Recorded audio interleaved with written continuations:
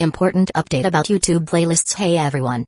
We've received many messages asking why our YouTube playlists aren't showing up. Do we create YouTube playlists? Yes, we absolutely do. So why can't you see them? Honestly, we're not sure. We've been in contact with YouTube support for several months now, but we still haven't received a clear answer or solution. After much discussion, our team has decided to take matters into our own hands. We believe the issue might be related to the number of playlists we've created on a single channel, possibly too many. Our solution? We're launching 2 additional YouTube channels, giving us a total of 3. This way, we can organize our audiobooks better and avoid the playlist visibility issue in the future. This change only affects our YouTube audience. If you're a patron supporter, you can still access all our audiobooks by visiting the collection menu on Patreon. Thanks so much for your time and continued support. Happy listening. They actually publicly stated their willingness to accept the rule of the world government and sign the white paper. The only requirement was the hope that the Buddha could visit them often. At the same time, Armadillo Country, the largest country in South America, also sent a diplomatic request to the world government branch, stating that as long as a true angel could descend upon their capital, they would also be willing to sign the white paper. There was no other way. 88% of the citizens in this country were Christians.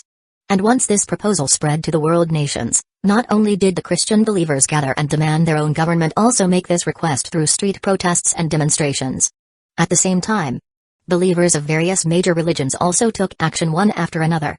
After all, having the opportunity to personally see, or even closely interact with the deity they believed in, was certainly something they couldn't miss. This gave the government higher-ups of various countries an immense headache, not to mention that many believers were also within their ranks. But the problem was that Minister Addison was also very troubled. The higher-ups had just told him not to deify the world government anymore, so how could he dare to agree on his own? He didn't even know if he should report this matter. Chapter 387, Captain Rasky appears again. After careful consideration, Minister Addison finally reported the matter. Because the existence of Cypher Paul dictated that even if he didn't report it, the higher-ups would still find out about these matters, and then he might be accused of dereliction of duty. The feedback he received was no need to pay attention. It made sense when you thought about it. With the 5 elders having established the basic policy of prohibiting the deified world government, it was impossible for them to go back on their word and do such a thing as pretending to be gods and ghosts again. Besides, Sengoku was the fleet admiral of the Marines. How could he possibly run over there to perform a transformation again? Unless he was carrying a military mission. As for angels, in the Devil Fruit Encyclopedia, there was indeed a human fruit, mythical zone type with an angel form, and it was quietly stored in the Holy Land treasury. But the world government couldn't possibly take it out and use it just for something like this. In a word, the believers of the Demon Slayer world thought too highly of themselves. At the same time, the higher-ups of the various countries did not slow down the pace of forming fleets because of these religious believers. Instead, they made their cooperation with each other even closer, and the efficiency of their formation even accelerated significantly. At this moment, the great powers of the entire world truly achieved sincere cooperation. Their target was completely consistent, to gather the strongest military power to defeat the powerful government from another world. Even if they couldn't win, they had to serve as a threat, so they would have some chips at the negotiation table that would follow. For this, they had made the resolve to fight to the end, no matter how many army troops were sacrificed, no matter how many warships were damaged. At the same time, major shipbuilding bases began operating 24 hours a day, just to build as many battleships as possible. Not only that, the renovation of biplanes also began. The experience of being attacked before made these great powers realize the importance of air supremacy. They absolutely could not give up the sky again. They wanted airplanes to have combat power in the sky as well. Then, anti-aircraft guns used for air defense were installed on warships. Han's Tiger Country did not hesitate and directly disclosed the design blueprint of the anti-aircraft gun. Then, scientists from various countries were gathered to improve it. Their method was very simple: increase the volume of the biplane, then hang a heavy machine gun, and load a small amount of high-explosive bombs. The person in the front was responsible for controlling the airplane, and the person in the back was responsible for shooting with the heavy machine gun, throwing out bombs when needed. So how would these biplanes travel to Geopenji Nation? Flying there themselves was definitely not possible. So a scientist from UK proposed removing all the turrets from a battleship and using it specifically to park a large number of biplanes. They would then fly out when they reached the vicinity of the battlefield. This proposal was quickly approved. Thus, the concept of aircraft carriers appeared 5 or 6 years earlier. Someone also proposed that submarines could actually work too. As long as the submarines were placed inside the warship beforehand, the bottom hatch could be opened to deploy them from under the sea when needed. Current submarines were very small, so carrying them inside a warship was completely feasible. Regardless, they decided to give it a try. No one considered the cost, only whether it was useful and how long it would take. As the days passed, the fleets from Hans Tiger Country, Hairy Bear Nation, Gull Rooster Nation, Scardox Nation, Italian Wolf Nation, and other countries began heading towards Portsmouth Naval Base in UK. This was considered the oldest navy base in the world. The key was UK's navy strength, which was now universally recognized as the world's #1. Therefore, the Commander-in-Chief of this World Alliance Grand Fleet was also served by Admiral John Jellicoe of UK's Marines. And the Deputy Commander was served by Admiral Shear of Hans Tiger Country's Marines. In addition, there were 10 admirals from various countries, dozens of Marine Vice-Admirals, and a large number of Rear Admirals serving as captains of each warship. In terms of the fleet's configuration, there were over 100 various battleships, over 100 various destroyers, over 100 various cruisers, and 3 light aircraft carriers currently undergoing renovation, capable of carrying over 100 biplane fighters. There were also over 400 submarines modified for long-range combat, mainly provided by Hans Tiger Country. As for the proposal to carry submarines on warships, after attempting to build one, it was abandoned. It was better to directly strengthen the submarine's long-range ability.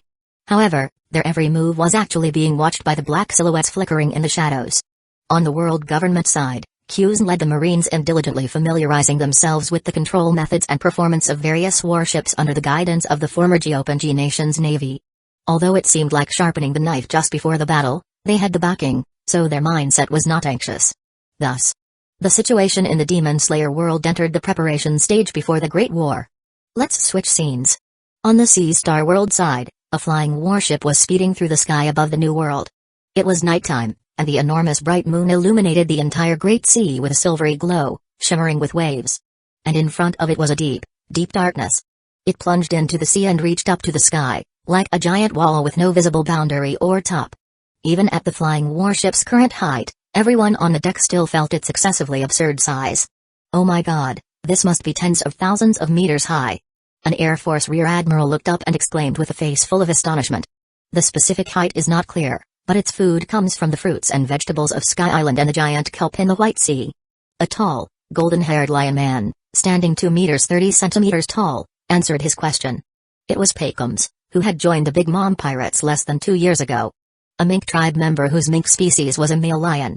This time, unable to resist the world government's request, he could only use his Vivire card to lead these people to find his hometown, his kingdom. An ancient country located on the back of this giant elephant. This giant elephant, named Z, had a body height of 35,000 meters and had lived for thousands of years. Its scientific name is Nitomenorida elephant. A species of elephant with multiple joints, meaning its 4 legs hidden under the sea were actually tens of thousands of meters long, reaching straight down to the seabed. Let's go up. At this moment, a black shadow in a suit in front spoke coldly. Okay. The Air Force Rear Admiral nodded and began ordering his subordinates to control the warship to climb in height. Otherwise, flying further forward would mean hitting the wall. More than 30 minutes later, the flying warship arrived above the back of Z. Instantly, a giant tree resembling a spouting whale came into everyone's view, and surrounding it was a large, circular, vast forest, within which many stone building-like houses and buildings could be seen. I'm back again. Peckhams looked at it with mixed feelings. He initially refused resolutely, but after learning about the other world and the Stargate, he reluctantly agreed, because he knew the world government would not allow the Ming tribe to remain uninvolved. Leaving aside Z's strategic value itself, their Ming tribe was known as the Combat Beast tribe. Even a child could easily defeat small fry pirates on the sea with their agility and control over static electric current. And they also possessed various sensory specialties like animals, such as vision, sense of smell, hearing, and so on. I'll go talk to that Night King Night Monkey. Huh, Captain Rasky. The Air Force Rear Admiral looked speechlessly as the other party spread his blood-red bat wings and flew out of the warship, then disappeared from sight at an extremely fast speed. But just at this moment, a dazzling silver light suddenly bloomed in the distance. Who are you, daring to trespass into this country? Lucci flapped the blood-colored bat wings behind him and stood in the air with his back to the bright full moon. He looked down with cold eyes at the white figure who had clashed with him once and quickly dropped down to stand on a treetop, glaring angrily at him. It was a humanoid monkey whose entire body shimmered with silver light, with electric current surging, and silver gray hair. Are you the Night King Night Monkey here? I am Lucci, captain of Cipher Pal 9 under the world government, ordered to subdue you and act a King Gold Monkey. Chapter 388, Vampire Lucci. World government. Hearing this term, Night Monkey's expression turned serious. Although they had lived in seclusion here for nearly 1,000 years, they were not completely ignorant of outside matters. Over the years, there would always be some tribesmen who were curious about the outside world and unwilling to endure the solitude, running out on their own. Some never returned. And those who were fortunate enough to return would bring back information about the outside situation. However, the most recent contact with up-to-date information was during the visit of the Roger pirates. Our mink tribe has always lived in seclusion here. We have no interest in your world government, nor do we wish to discuss anything further. Please leave immediately. Night Monkey's voice was cold, but his gaze was even colder, almost causing the passing night wind to condense into specks of frost. Firstly, whether you are interested in the world government is not important. What is important is that the world government is very interested in you. Lucci didn't take the other party's words to heart at all, his face indifferent. Secondly, you don't need to talk to me. You just need to listen carefully to what I say next and then agree. All you can do is obey, and that's all. Arrogant. Night Monkey was furious, the electric flash on his body becoming even more intense. He reached out with his furry palm and snapped a thick tree branch beside him, then coated it with a layer of dark luster. The electric serpent flickering on his body also quickly darted onto it. Since you won't retreat on your own, this king will beat you out. As the roar echoed through the night, Night Monkey instantly transformed into a silver-blue electric flash and shot out. The black staff in his hand, shimmering with electric current, swung down towards Lucci's head. The air along the way was torn apart by the brute strength, emitting a sharp whistling sound. At the same time, the flying warship landed not far away, and a large number of Air Force personnel in blue uniform began pouring into the mink tribe town. And who they were about to face were a group of green figures wearing large cape, swiftly moving through the whale forest. These were the personal guards of the successive kings of the Dark Night, the nocturnal mink tribe expert known as the Vigilante Group. For a race like the mink tribe, known as the Warrior Beast tribe, the world government never intended to persuade them to surrender through words. A combat was inevitable. Originally, the higher-ups wanted King or Marco to lead the team, but for some unknown reason, Cipher Pal 9 agents Lucci was ultimately sent. Humphrey. Seeing this, Lucci said no more. The strength within his body circulated, and a hint of scarlet flashed in his cold gaze. At the same critical moment, he transformed into a blood-red afterimage and flew backward, narrowly dodging Night Monkey's electric staff attack, but he didn't retreat far. In the next instant, a sharp, elongated blood-red fingernail condensed on his right hand's index finger, piercing towards Night Monkey's brow like a sharp red needle. Finger pistol, bloody. Night Monkey felt a strong sense of crisis in his heart. The electric flash surged, slightly obstructing the blood finger, and he narrowly tilted his head to avoid the attack, landing back on the top of a large tree's canopy. Just one round of exchange made all his monkey fur stand on end, and a chill spread through his heart like ice water. This less hairy monkey is strong. But Lucci wanted to finish the combat quickly. He was in a hurry to see his lovely daughter on Kona Island. Instant transmission, blood wing. The blood-red bat wings behind Lucci grew larger in the blooming bloodlight. Then, with a speed completely imperceptible to the naked eye, he appeared before Night Monkey in the blink of an eye. The latter only felt a strong bloody scent accompanied by a gale-like air current rushing towards him. Duang, the wide bat wing, its surface already coated with a dark sheen and dotted with wisps of blood mist, collided with the thick black staff shimmering with electric current. The surrounding air groaned in pain, shaken by the extreme force. The overflowing powerful energy destroyed the forest within 100 meters, turning it into broken wood and rotten branches scattered everywhere. Night Monkey was struck as if by a heavy blow. While his tiger's mouth was in intense pain, his body tilted backward and flew horizontally like a cannonball. His speed was so fast that it formed a conical sonic boom layer behind him.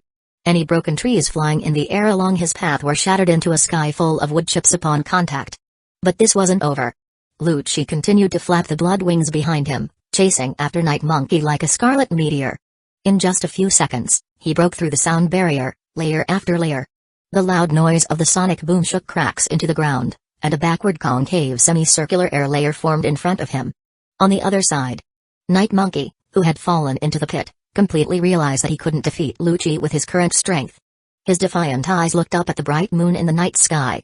Because his back was already at a height of 35,000 meters, it was easy to see the bright full moon from here. Hey Bathed in the moonlight, Night Monkey's body began to undergo drastic changes. His hair rapidly turned white and grew longer. His body size was also growing at a visible speed. The pupil of his eyes was turning blood red. His entire form was like a snow-white demon's. Boom, a thunderclap exploded, and a blue beam of light shot straight out from Night Monkey's body, forcing the rapidly approaching Lucci back. Is this Moonlight Lion? Feeling the invisible aura surging towards him, Lucci remained expressionless as he flew in the air, looking down at the white-haired Night Monkey, whose body size was now nearly 5 meters. Outsider, get out of this king's way. Night Monkey roared angrily, his fangs terrifyingly sharp. More intense and violent electric flash surged back and forth through his hair. With another roar, he directly threw away the thick wooden staff that had already broken, and with only a pair of sharp monkey claws, he rushed towards the prepared Lucci like lightning. Whether it's the Great Sea or the sky, both are under the rule of the world government. This place is no exception. Lucci retorted coldly, once again activating the powerful strength within his body.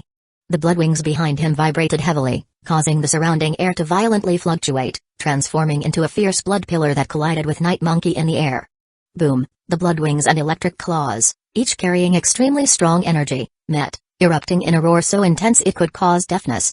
The forest below immediately caved in over a large area, and all the trees within the range snapped simultaneously. Above, the two forces had already raged open, blood light and electric flash turning into rolling waves sweeping in all directions. Both Lucci and Night Monkey were incredibly fast. Both sides seemed to have dozens of afterimage as they crossed paths, and continuous collision sounds rang out in just a short moment.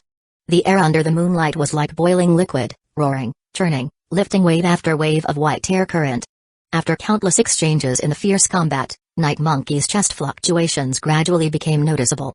The Moonlight Lion form, while providing a comprehensive increase in his strength, speed, reaction, electric current, and other aspects, also consumed more stamina, making it difficult to sustain for long.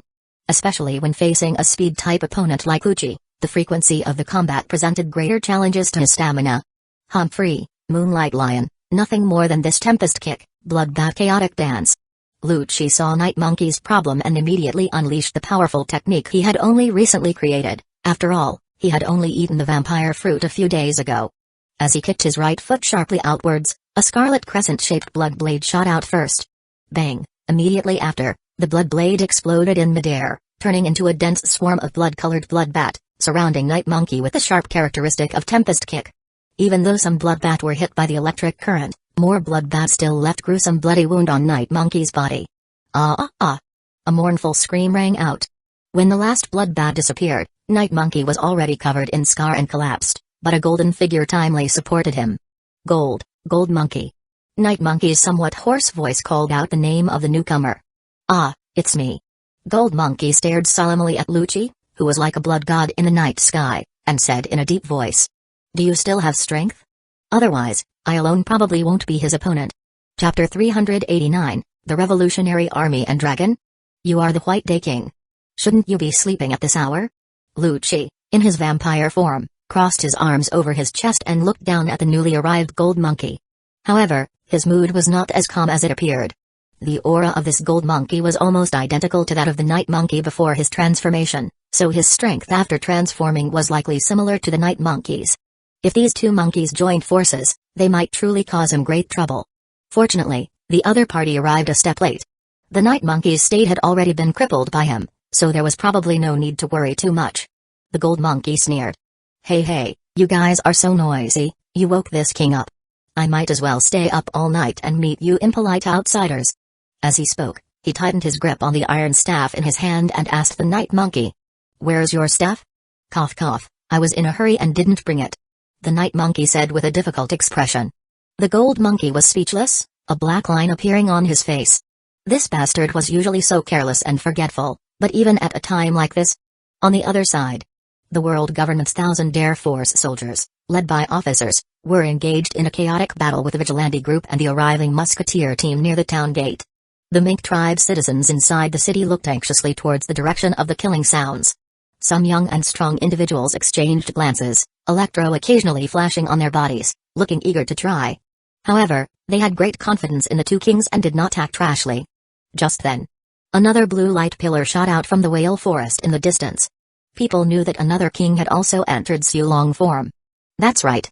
At this moment, below Lucci, two giant monkeys stood side by side, flashing with electric flash, their bodies covered in white fur, and their eyes red. Let's go together. The gold monkey roared angrily, and the night monkey followed with a roar. The electric serpents on his body bared their fangs and claws, transforming into bright silver lightning bolts that charged forward wildly. Sonic boom, another sonic boom. The deafening sound cracked the ground, and the surrounding air condensed into white mist. Yet, facing such a ferocious offensive, Lucci merely whispered, "Feel the darkness, night curtain." Instantly, a wave blacker than the night surged from Lucci, swallowing the gold monkey and night monkey, who were coated in electro, in the blink of an eye. Looking from a distance, it was as if a large black bowl had covered a large area of the forest, and even the bright moonlight could not penetrate it. 2 days later, on the Moon received the latest report from the 5 elders. It stated that the mink tribe had been suppressed. However, the 2 kings, the gold monkey and the night monkey, were killed due to their fierce resistance after Lucci judged that it would be difficult to capture alive. Lucci himself also sustained significant injuries. The 5 elders requested instructions on how to arrange the remaining mink tribe and how to deal with. What a pity, they were high-level combatants after all. But without them, most of the mink tribe will be easier to subdue. Pondered for a moment, then wrote his order on the report. Namely, to find a zone with a forest near the army headquarters on the Red Line to settle those mink tribe members, and then have Queen Atohime go there to speak to them. Then, incorporate the vigilante group members and musketeer team members into the army. If there is a need for reconnaissance in complex jungle environments in the future, send them out. These mink tribe warriors could be said to be the best jungle scouts. As for that, frowned. First was the issue of its control. He knew that only the awakened bloodline of the Kazuki family could command, but now Kazuki Momonosuke and his sister had been sent to the future by Lady Toki. It seems we will have to use special means to control it, even if it's forced. A cold glint flashed in M's gaze. Z's body size itself possessed significant strategic value. It could be said to be a biological giant battleship usable on land, sea, and air. Giving it a layer of armor could crush a world. Although the current Stargate is too small, there will definitely be large Stargates in the future. As for what special means would be used, that naturally referred to devil fruit ability. He could currently think of 2, the Parumsha Kibi fruit found on Wano Island, and Tarklama's pet fruit in Impel Down. But both had some issues that needed consideration. Firstly, who should eat the Dango's fruit?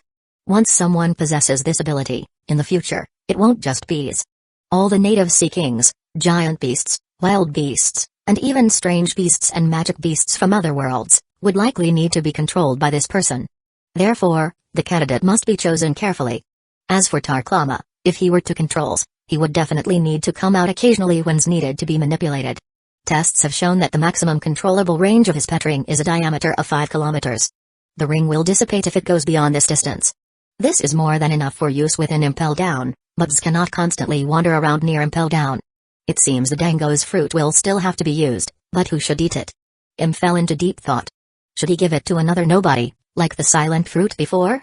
But the value of the Dango's fruit is much greater than the silent fruit. As for how to use after controlling it, he had already decided. Naturally, it would be assigned to the Air Force as a mobile branch. That height of tens of thousands of meters is the perfect aviation base, and other military branches wouldn't need it anyway. But can the Dango's fruit really control such a large giant beast? Was somewhat uncertain, but still felt he should try. He immediately wrote this order down as well, then set it aside and picked up the next report.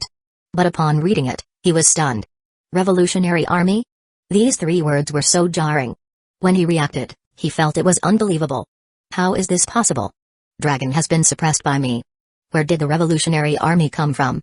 And they are inciting citizens and overthrowing kings. At this moment, immediately wondered if there truly was fate in the unseen. If so, that would be too disgusting. It also said that Dragon's Ministry of Police Affairs was the first department to come into contact with the Revolutionary Army, but they did not report it immediately. Even this intelligence was written after Cypher Paul noticed it.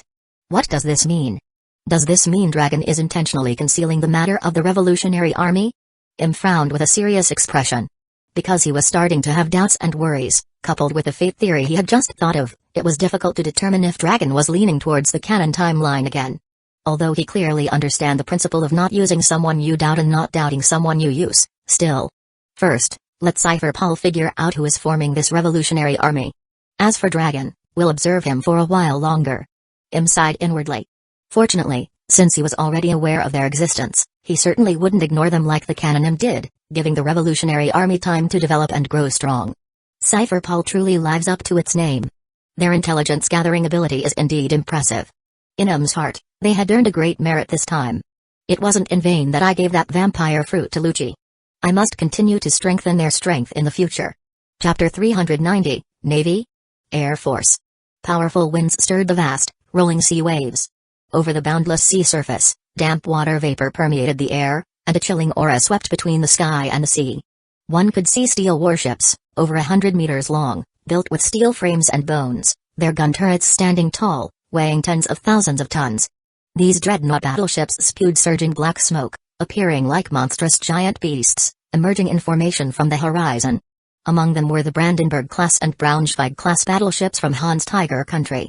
There were the Danton-class battleships from Gaul Rooster country, the Apostrof battleship from Hairy Bear nation, and the St. Bon Admiral-class battleship from Italian Wolf nation.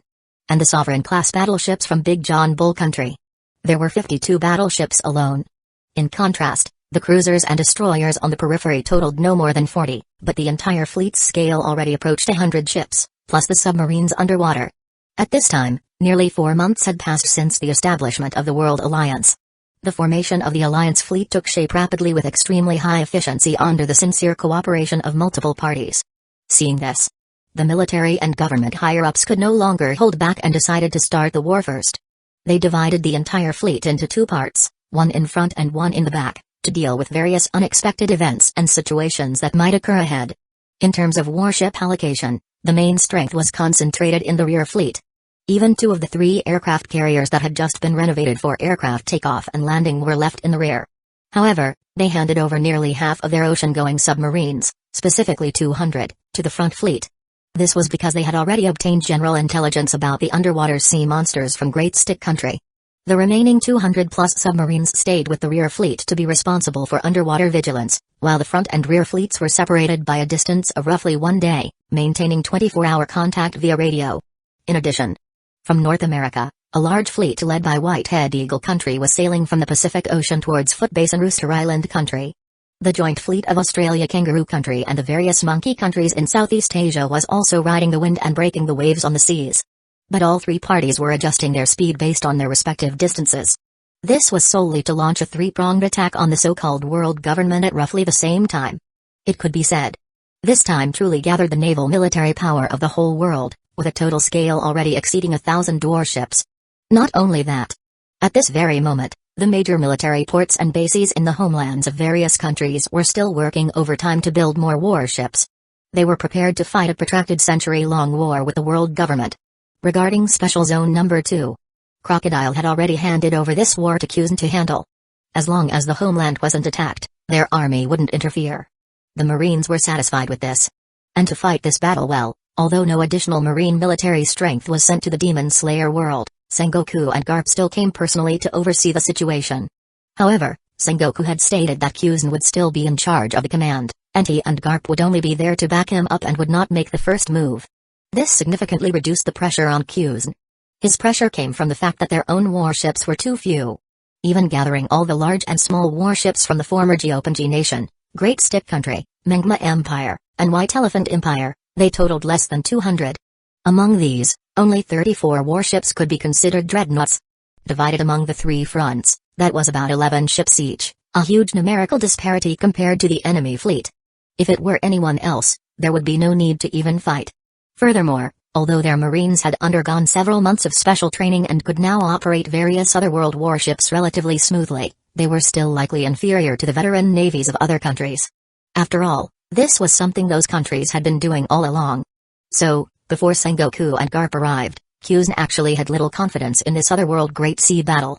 No matter how strong he was just one person, capable of dealing with at most one side's fleet.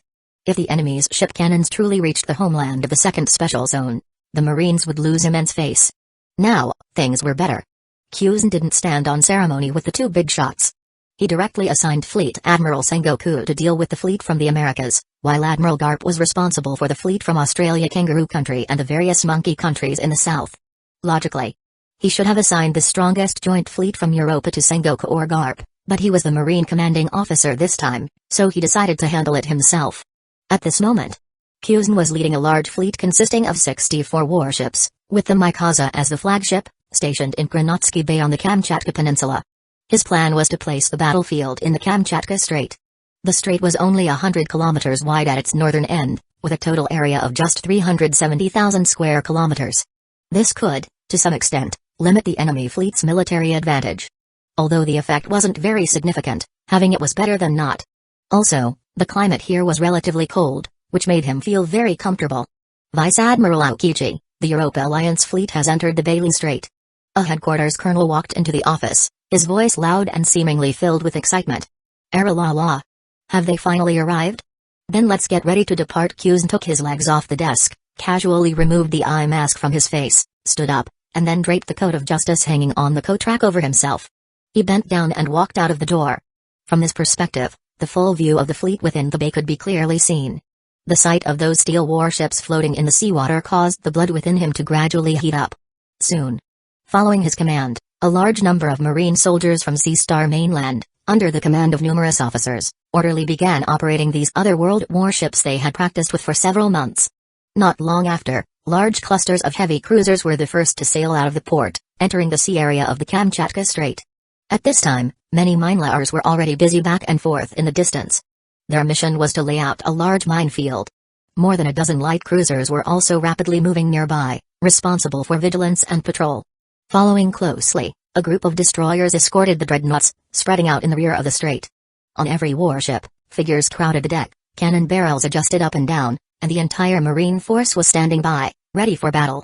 Kuzen himself stood tall on the deck of the Mikasa in the rear, facing the cold gusts of sea breeze, letting the coat of justice behind him flutter up and down. Roar! When the sound of a mine explosion echoed in the distance, everyone knew the war had begun. On the Europa Alliance fleet's side, after paying the price of one ocean-going submarine, they began sending in minesweepers.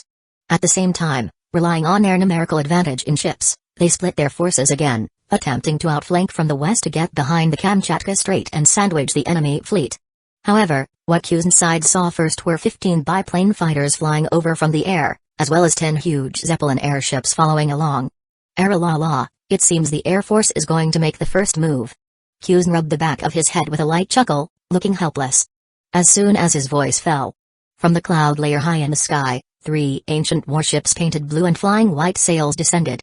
Those were the Air Force warships from Sea Star mainland. Their appearance caused a disturbance in the distant Europa Alliance fleet. Whether it was an admiral or a low-level Marine soldier, everyone wore a dumbfounded expression. What was that thing? A sailboat-style airship? No, where was the gas bag? Borsellino, wearing a blue coat of justice, stood on one of the flying warships, looking down at the massive Alliance fleet with a wry smile.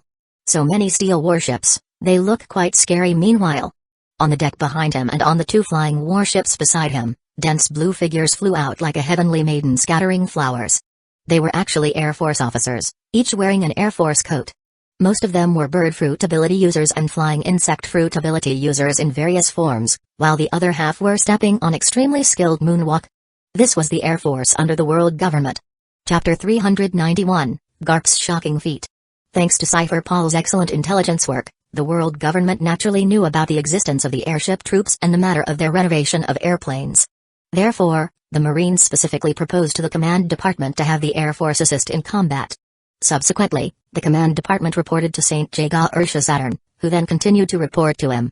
Finally, summoned a personal Stargate connecting to the Stargate in the Demon Slayer world to teleport Stussy there, allowing her to use her mini fruit ability to help transport 3 flying warships, and then return to Noah's Ark, which was still on the moon, through the Stargate. This was the privilege of being the master of the star chart. He could create a Stargate connecting to any other Stargate at any time for space teleportation, and which end of the Stargate he teleported to was entirely up to his will. Quite convenient. It was precisely for this reason that Borsellino, as an Air Force admiral, appeared above this battlefield. Tat-tat-tat-tat-tat, in the sky above the Kamchatka Strait, the first to react were the 15 biplanes equipped with heavy machine guns. Their basic duty was to escort the airships. Although the large birds or giant insects that the Air Force officers manifested into seemed like demons in the eyes of these pilots, this did not prevent them from screaming in terror while pulling the trigger of their machine guns, firing bullet after bullet from the gunfire flash at the muzzles. Whatever it is, shoot first and see. Instantly, 15 streams of machine gun fire, combined with the heavy machine guns on the airships themselves, tore the sky apart with a bullet rain, attempting to intercept the monsters charging towards them. However, these bullets were either dodged or endured head-on with influence or insect armor. Some Air Force officers using Skywalk even simply swung the katanas in their hands quickly, slashing them away one by one, without anyone being injured at all. Is this an airplane? It's so slow. Lieutenant Colonel Emerson vibrated the thin wings behind him at high frequency, creating a huge buzzing sound like a sonic boom within the blurred after images. He easily caught up to a biplane with a single turn, and then, amidst the terrified scream of the two pilots inside, easily pierced the fuselage with his long, pointed proboscis. The scene was like being cruelly hunted by a mutated giant mosquito. That's right. He was precisely an animal system bug fruit white striped mosquito form ability user. And near Lieutenant Colonel Emerson, there were more than a dozen other ability users with strange appearances and varying sizes, but all clearly mosquitoes. Aedes mosquitoes, Tuxaw or Inchites mosquitoes, Culex mosquitoes, black mosquitoes, as well as various bees, wasps, beetles, flies, butterflies, moths. Plus ability users in the form of birds such as seagulls, sparrows, magpies, crows, owls, etc. It could be said. In order to assemble the Air Force unit as quickly as possible, the five elders essentially took out most of the zone-type devil fruits confirmed to have flying ability from the Holy Land treasury, only leaving behind some rare mythical zone or ancient zone fruits. They were like true demons, destroying one biplane after another, and then, under the watchful eyes of both fleets, brutally tearing apart those seemingly enormous airships. They didn't even manage to fly above Cusan's side, falling towards their own fleet with full holds of bombs, turning into expanding balls of fire and shockwaves that engulfed the unfortunate warships of all sizes nearby. This greatly boosted the morale of the Marines on Cusan's side, while the morale of the European Alliance fleet was severely damaged. Monsters, they are monsters. We are fighting monsters, no, we are feeding them. Lord, are we truly going against your holy will? At this moment, many people began to panic. Some were trembling, some were murmuring, and some were praying in low voices, but their expressions were uniformly pale. Give orders. Anti-aircraft gun firepower, full. Immediately contact the rear fleet, send the situation here back, and have them send all airplanes and airships over to entangle those monsters in the sky. Have the minesweepers clear a few safety routes as quickly as possible. The enemy only has. Just as Admiral Jarvis from John Bull Country was issuing one order after another to the entire warship, a messenger rushed in. Sir, Vice Admiral Timmer of the Submarine Squadron has sent an emergency report. They are under attack by a large number of unknown sea monsters at 60 meters underwater. At the same time, Fisher Tiger, who had just joined the Marines not long ago, was leading 100 fishmen in attacking the black submarines that resembled sea beasts, one by one. Some of them hammered the surface with their fists, leaving dents and pits on the submarines. The terrifying loud noise made the Alliance Marines inside terrified. The only thing they could do was launch torpedoes under the commander's orders. But while these were fine for attacking warships, trying to hit fishmen who were only 2 or 3 meters underwater was simply too difficult. As for mines, they definitely didn't dare to deploy them. Otherwise, if a fishman really exploded, their submarines definitely couldn't withstand it at such close distance. It must be said, the existence of the Fishman Special Forces was simply like a natural enemy to the submarines of this era. On the sea, Cusan also began leading his fleet into a fierce battle against the European Alliance fleet, which outnumbered them several times over. Separated by several kilometers, even up to 10 kilometers, both sides continuously fired cannonballs. A cannon rain filled the air, whistling constantly. Due to the sheer number of shells, some cannonballs even collided in midair and detonated simultaneously. The thick smell of gun smoke, accompanied by columns of water, elevated the atmosphere of the entire naval warfare to its peak. However, the huge gap in the number of ships put Cusan's fleet at a disadvantage from the start. Even if the fire control systems of this era were unreliable, each wave of bombardment always had a dozen or so cannonballs accurately targeting various parts of the warships. Fortunately, the Marine officers on the deck were elite enough. Using the blades in their hands, the tempest kicks they unleashed, and the flying finger pistols they fired, they created a slightly chaotic but very reliable anti-aircraft system for their respective warships. Those menacing cannonballs, with speed too fast for the Meatai to catch, couldn't even get within 100 meters of the warships. Even if there were some stragglers, they would be defended against by various strange devil fruit abilities. For example, that one. A Paramsha system jade fruit ability user, who created a white and green jade barrier out of thin air, allowing cannonballs to bombard it relentlessly. Although jade fragments were flying everywhere from the exploding impacts, the warship was completely unharmed. At the same time, some aggressive Marine officers directly used moonwalk to charge towards the European Alliance fleet.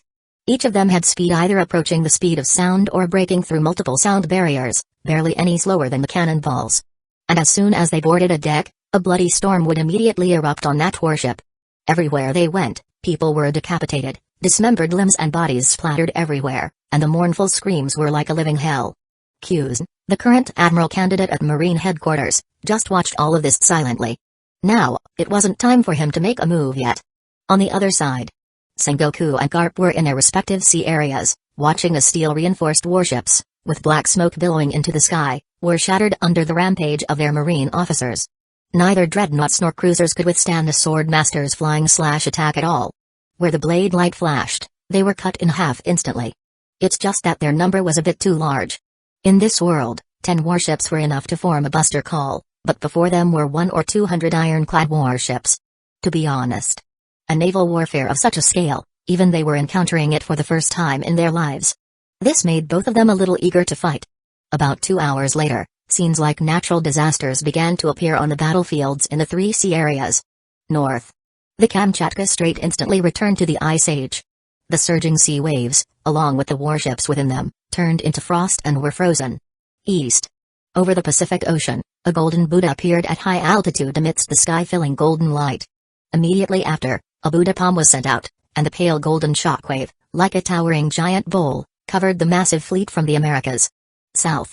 Under countless terrified gazes, Garp dunded a cruiser from India Monkey Country with his feet, lifted a destroyer from Philippines Monkey Country with both hands, and then threw it towards a battleship from Australia Kangaroo Country. This scene caused the minds of the Marines on the distant Alliance warships to collapse, making them involuntarily kneel on the deck. They frantically kowtowed, begging for mercy, and wailing. Chapter 392, The Demon Slayer World Completely Submits. Heavy, bellows like panting echoed in his ears. His heart pounded in his chest, feeling like it would explode. Both hands gripped the sword hilt of his military saber tightly, yet he couldn't control his violently trembling arms and forearms. He was filled with fear. Fear of the nearby explosions, fear of the surrounding screams, and even greater fear of the monster walking step by step over the corpses and blood of his subordinates. But he was also filled with anger. His crimson eyes were full of rage and unwillingness. Why? On the deck of the Sovereign-class battleship, Colonel Reginald from John Bull Country stuck out his thick neck and roared hoarsely. Why do you monsters have to appear in this world? Why do you destroy a city so easily? Do you know how many people died in London? He was an extremely young colonel, a Marine officer who originally had a happy family and a bright future, but now he had nothing.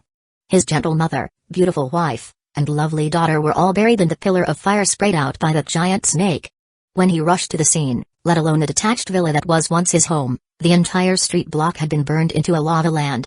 And now, his superiors, colleagues, and companions were also gone, all having fallen in a pool of blood before his eyes. This time's Alliance fleet. Although it was primarily formed and led by a group of higher-ups politicians unwilling to give up their interests and military power, there were also many people among them who held a heart of revenge. And some people believed the politicians' propaganda, regarding the world government as invaders who wanted to enslave them. Of course. There's nothing wrong with that. Isn't conquest just invasion? So they fought for freedom. However, regarding Colonel Reginald's angry questioning, Colonel Burney merely lightly flicked the long saber in his hand, shaking off the blood covering it.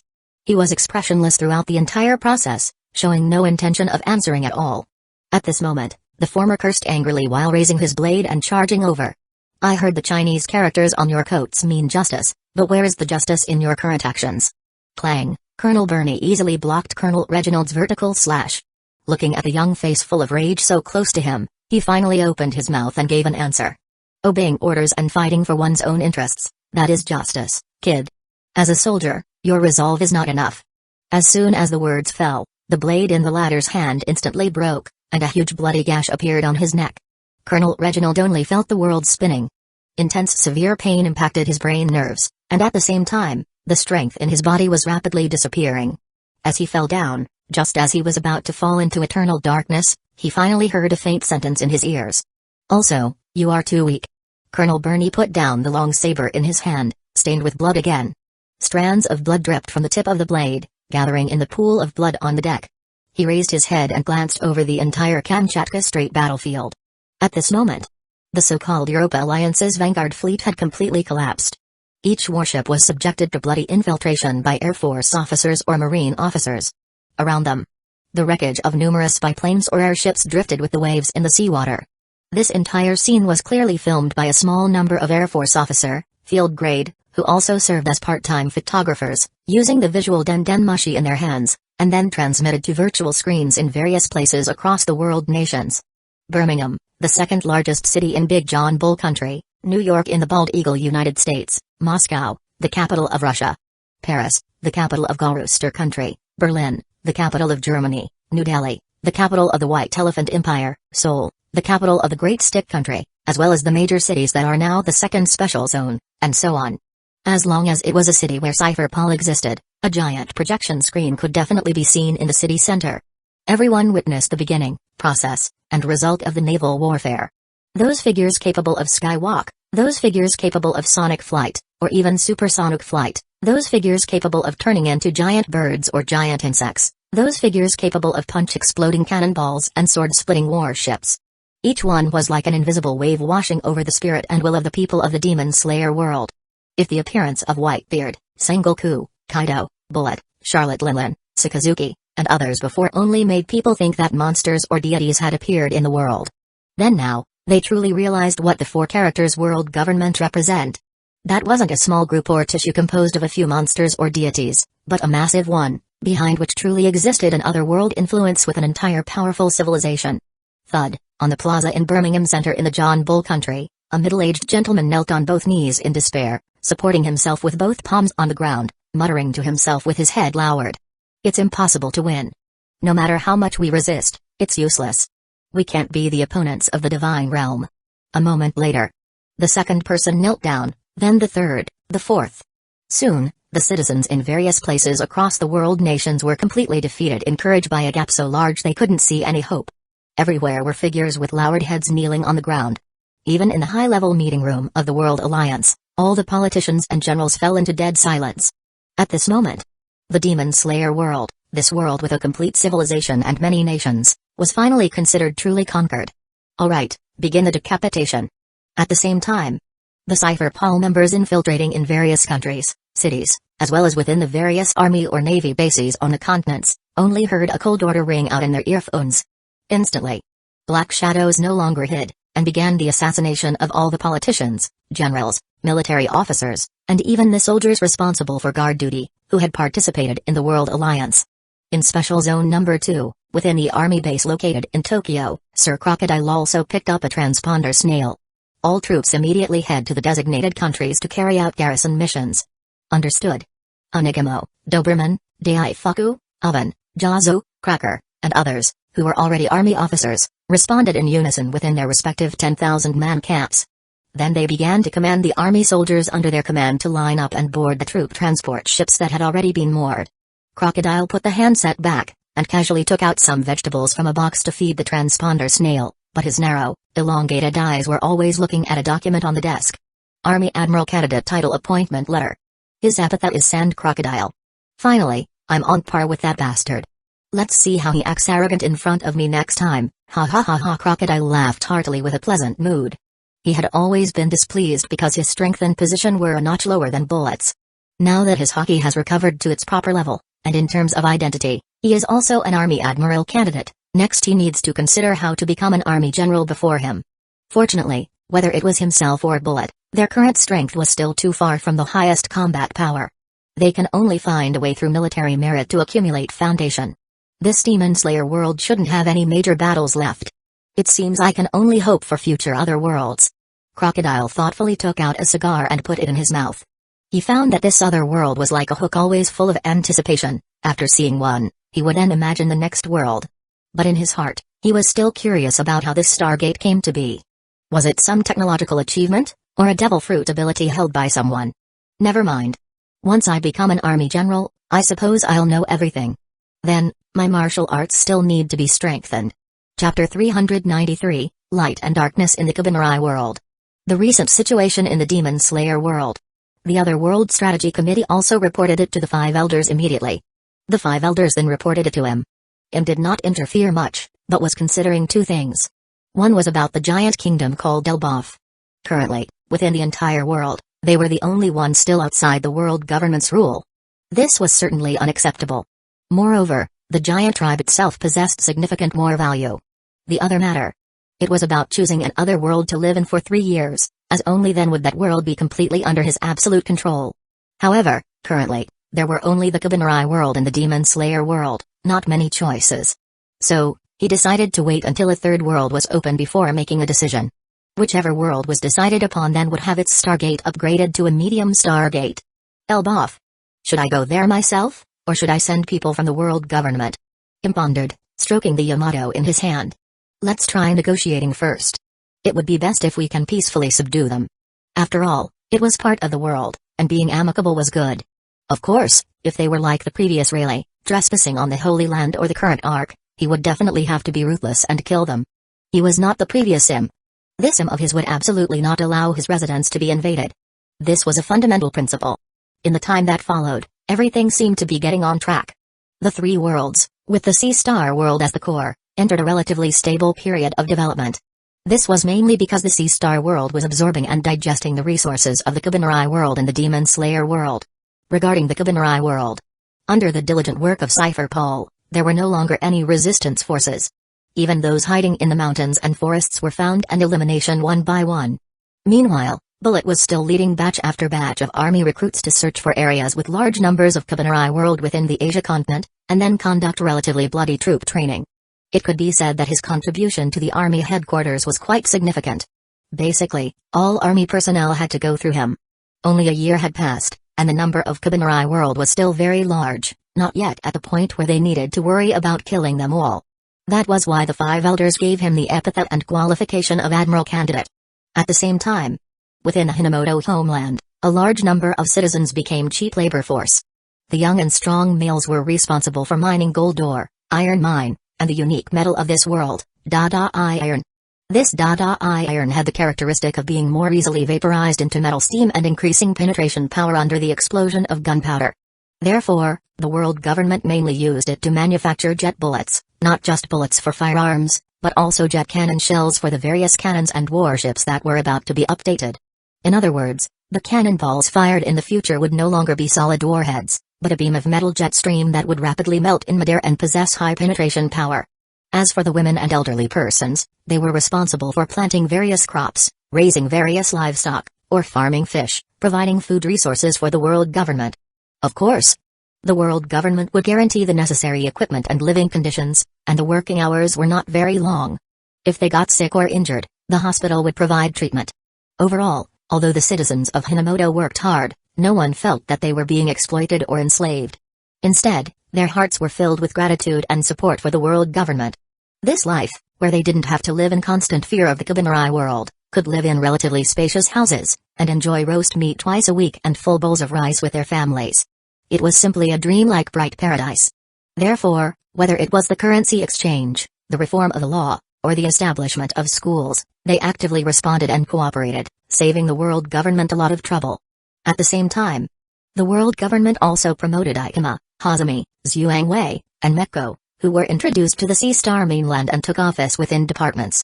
They were promoted as world stars, their deeds packaged and spread everywhere. They even had the shogunate of the Yatsun clan erect statues of the 4 of them in the centers of major station cities, including the capital Kondakaku.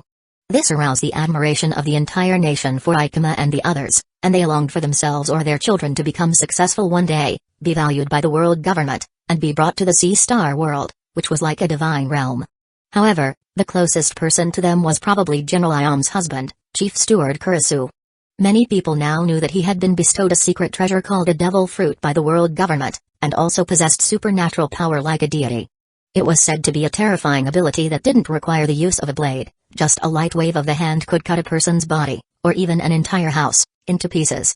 Kurisu's existence not only earned the reverence of the entire nation's citizens but also made the officials of all ranks within Kongakaku dare not disobey Yatsugawa Iom's order in the slightest.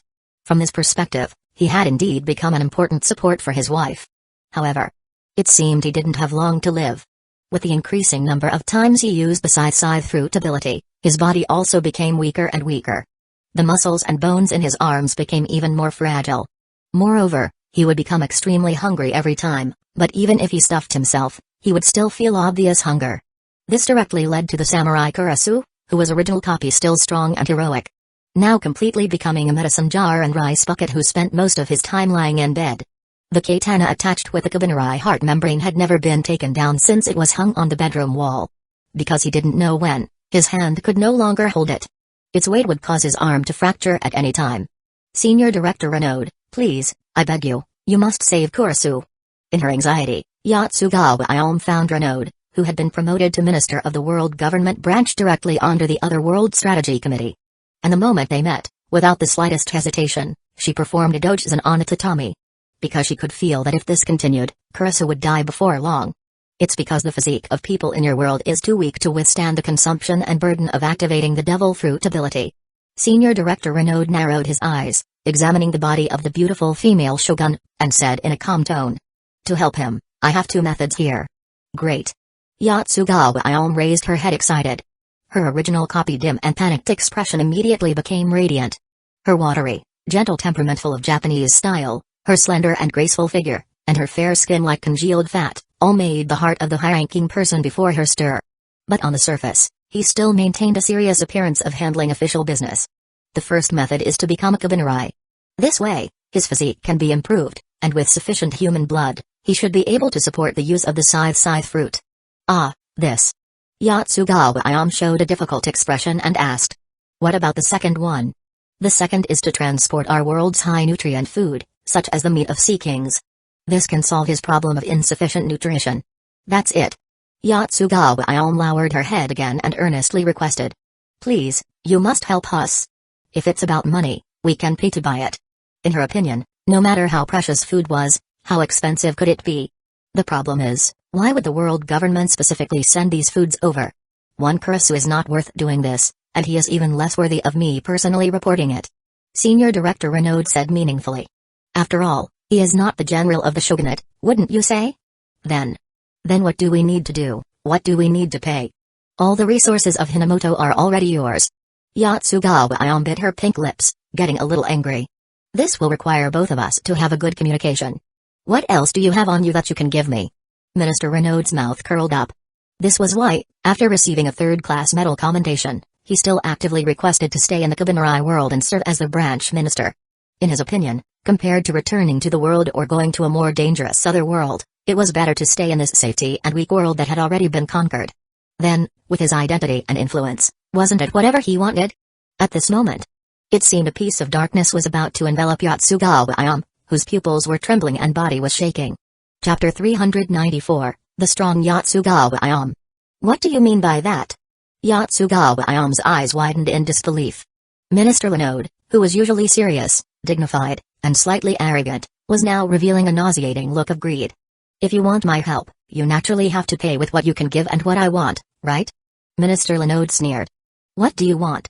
Yatsugawa Ayame slowly stood up and asked through gritted teeth, but her current angry expression still looked so lovely in Minister Renaud's eyes. He greatly enjoyed everything that was happening now, this feeling of being high above others was too addictive. Is that really how it is? Yatsugawa Ayame sighed in disappointment. Although she was young, kind, and gentle, it didn't mean she was naive or ignorant. If the general wishes to save her husband's life, then she can begin to undress. Minister Renaud said with a confident smirk, lifting his chin. Afterward, I guarantee confidentiality and will transport enough high-nutrition ingredients. No need. But Yatsugawa Ayame's face, which had already turned cold, was filled with disgust towards Minister Renaud. At the same time, her impression of the world government plummeted. Gentle as she was, she did not utter harsh words. She immediately turned around, her beautiful single ponytail swinging like a black whip lashing through the air at the latter's face, causing Minister Renaud to instantly change expression and quickly question her. Don't you want to save your husband, Kurisu? Kurisu is a samurai. I believe he would never wish to trade his life by selling his dignity. As his wife, I would even less do something that would humiliate him. Yatsugawa Ayame said resolutely, her back to the other party, without looking back. You underestimate me and Kurisu too much. After speaking, under his malicious gaze, she left without hesitation. Even though her heart was in severe pain at this moment, she stubbornly refused to let her body tremble in the slightest. You lowly otherworlder, how dare you speak to me like that? Minister Renaud stood up in a rage, kicking the coffee table in front of him along with the teacups on it. However, fearing the other party's identity as the shogun, he didn't dare to actually make a move. If the matter blew up and attracted the attention of the higher-ups, nothing good would come of it. He had indeed underestimated Yatsugawa Ayame. This current Hinamoto shogunate shogun, former Yamagawa daimyo, was only 20 years old this year. But she had experienced the fallen of Aragane Station, faced a horde of Kabaneri world numbering in the tens of thousands, led thousands of citizens to escape all the way to Hidden Stone's Village Station, and even dared to swing her blade against Mima Amatori, who had turned into a Kabaneri. Yatsugawa Ayame's will had long since become strong during this process. Don't let her appearance fool you. She might look like a fragile, gentle, pretty young girl on the surface, but inside she is a qualified leader skilled in swordsmanship, proficient in archery, full of courage, and caring for her citizens. Returning to her residence, the first thing Yatsugawa Ayame did was find her bow and arrow and katana. Only they could give her a sense of safety now. Especially the bow, which was equipped with a steam mechanism that greatly increased the penetration power of arrows, capable of easily shooting through an adult human body. But this sense of safety caused the tears in her eyes to finally flow down her smooth, fair face uncontrollably. After all, she was still just a young woman. Just now, Yatsugawa Ayame was really afraid that Minister Linode would use force. At that moment, she was unarmed and completely unable to stop a strong, adult male C-star person. Ayame, what's wrong? At this moment, an extremely weak voice sounded. A man who was almost skin and bones, with sunken cheeks, dim gaze, and his right arm in a plaster bandage, walked out from the inner room. Who would have thought that just a year ago, he was a valiant samurai chief steward, capable of wielding a katana and slaughtering freely among hordes of Kabaneri world? And nothing. Yatsugawa Ayame was startled and quickly turned around, wiping away the tears on her face. This made Kurose even more worried. He slowly walked over and placed his left hand on his wife's shoulder. You can't lie at all. Tell me, we are husband and wife. No matter what it is, we should face it together. This. Yatsugawa Ayame hesitated. C-Star Mainland. Inside the headquarters of the Other World Strategy Committee, Vice Chairman Gabriel, formerly the Vice Minister of the State Council Administration Department, received an intelligence file from Cypherpol in his office. As he read, he frowned. When he finished reading the intelligence content, his eyes were already flashing with anger. He slammed his hand heavily on the desk and cursed. What a Linode. Just because he was awarded a third-class medal, he's already getting carried away? I wondered why he didn't want to leave Kabaneri world. Turns out he was planning to become the local tyrant there. What angered Vice Chairman Gabriel was not that Linode was messing with a woman from another world, but that he dared to do this to a national leader supported by the world government. What if Yatsugawa Ayame became resentful and led the people of Kabaneri world to start a rebellion? Although suppressing it wouldn't be difficult, it would ultimately create unnecessary trouble, and Linode's actions could very likely harm the interests of the world government. That was the key. Before the open Stargate, the world government was a stagnant, decaying pool of dead water that had existed for 800 or 900 years. After the Stargate was opened, it was like fresh, living water was constantly being poured in. Although there was still a lot of decay remaining, some people had already smelled the aura of the future. In the future, as the world government's conquest pace continued, more and more wealth, and even various unimaginable secret treasures, abilities, and other resources would pour in. For them to enjoy these as early as possible, they must have a certain status and sufficient merit within the world government. Moreover, the stronger the world government, the better it could guarantee the efficiency of acquiring other world resources and the safety of their own wealth. Otherwise, if they were defeated one day, wouldn't everything be lost? Gabriel, as the vice chairman of the Other World Strategy Committee, was one of these people. He would never allow any parasites to affect the world government. Therefore, he immediately personally wrote an order. The next day, Kongakaku in Kabaneri world. Minister Linode, who was processing documents in his office, suddenly heard the sound of his door being heavily pushed open. This made him look up with displeasure. Don't you know how to knock? 3 men in black walked in, 1 in front and 2 behind. Linode recognized the one in the lead. He was also a senior director from the administrative department, just like Linode used to be. Sam, what is this? But the other party was expressionless and strictly business, taking out an order document and showing it to him. Linode, your position as minister of the Kabaneri World Government Branch has been revoked. Let's go, return with us to accept the Alien Strategy Committee headquarters inquiry and investigation. What? Linode stared at the content of the document, dumbfounded. On the other side, 3 black-clothed officials also appeared before Yatsugawa Ayame and Kurisu. They first informed them of the world government's handling of Linode, and then handed Yatsugawa Ayame a transponder snail. You can use this to contact the Alien Strategy Committee headquarters from now on. After speaking, ignoring Ayame's stunned expression, the leading official took a white sealed box from the man in black behind him. Opening it, He took out 10 white pills with purple butterfly patterns printed on their surface.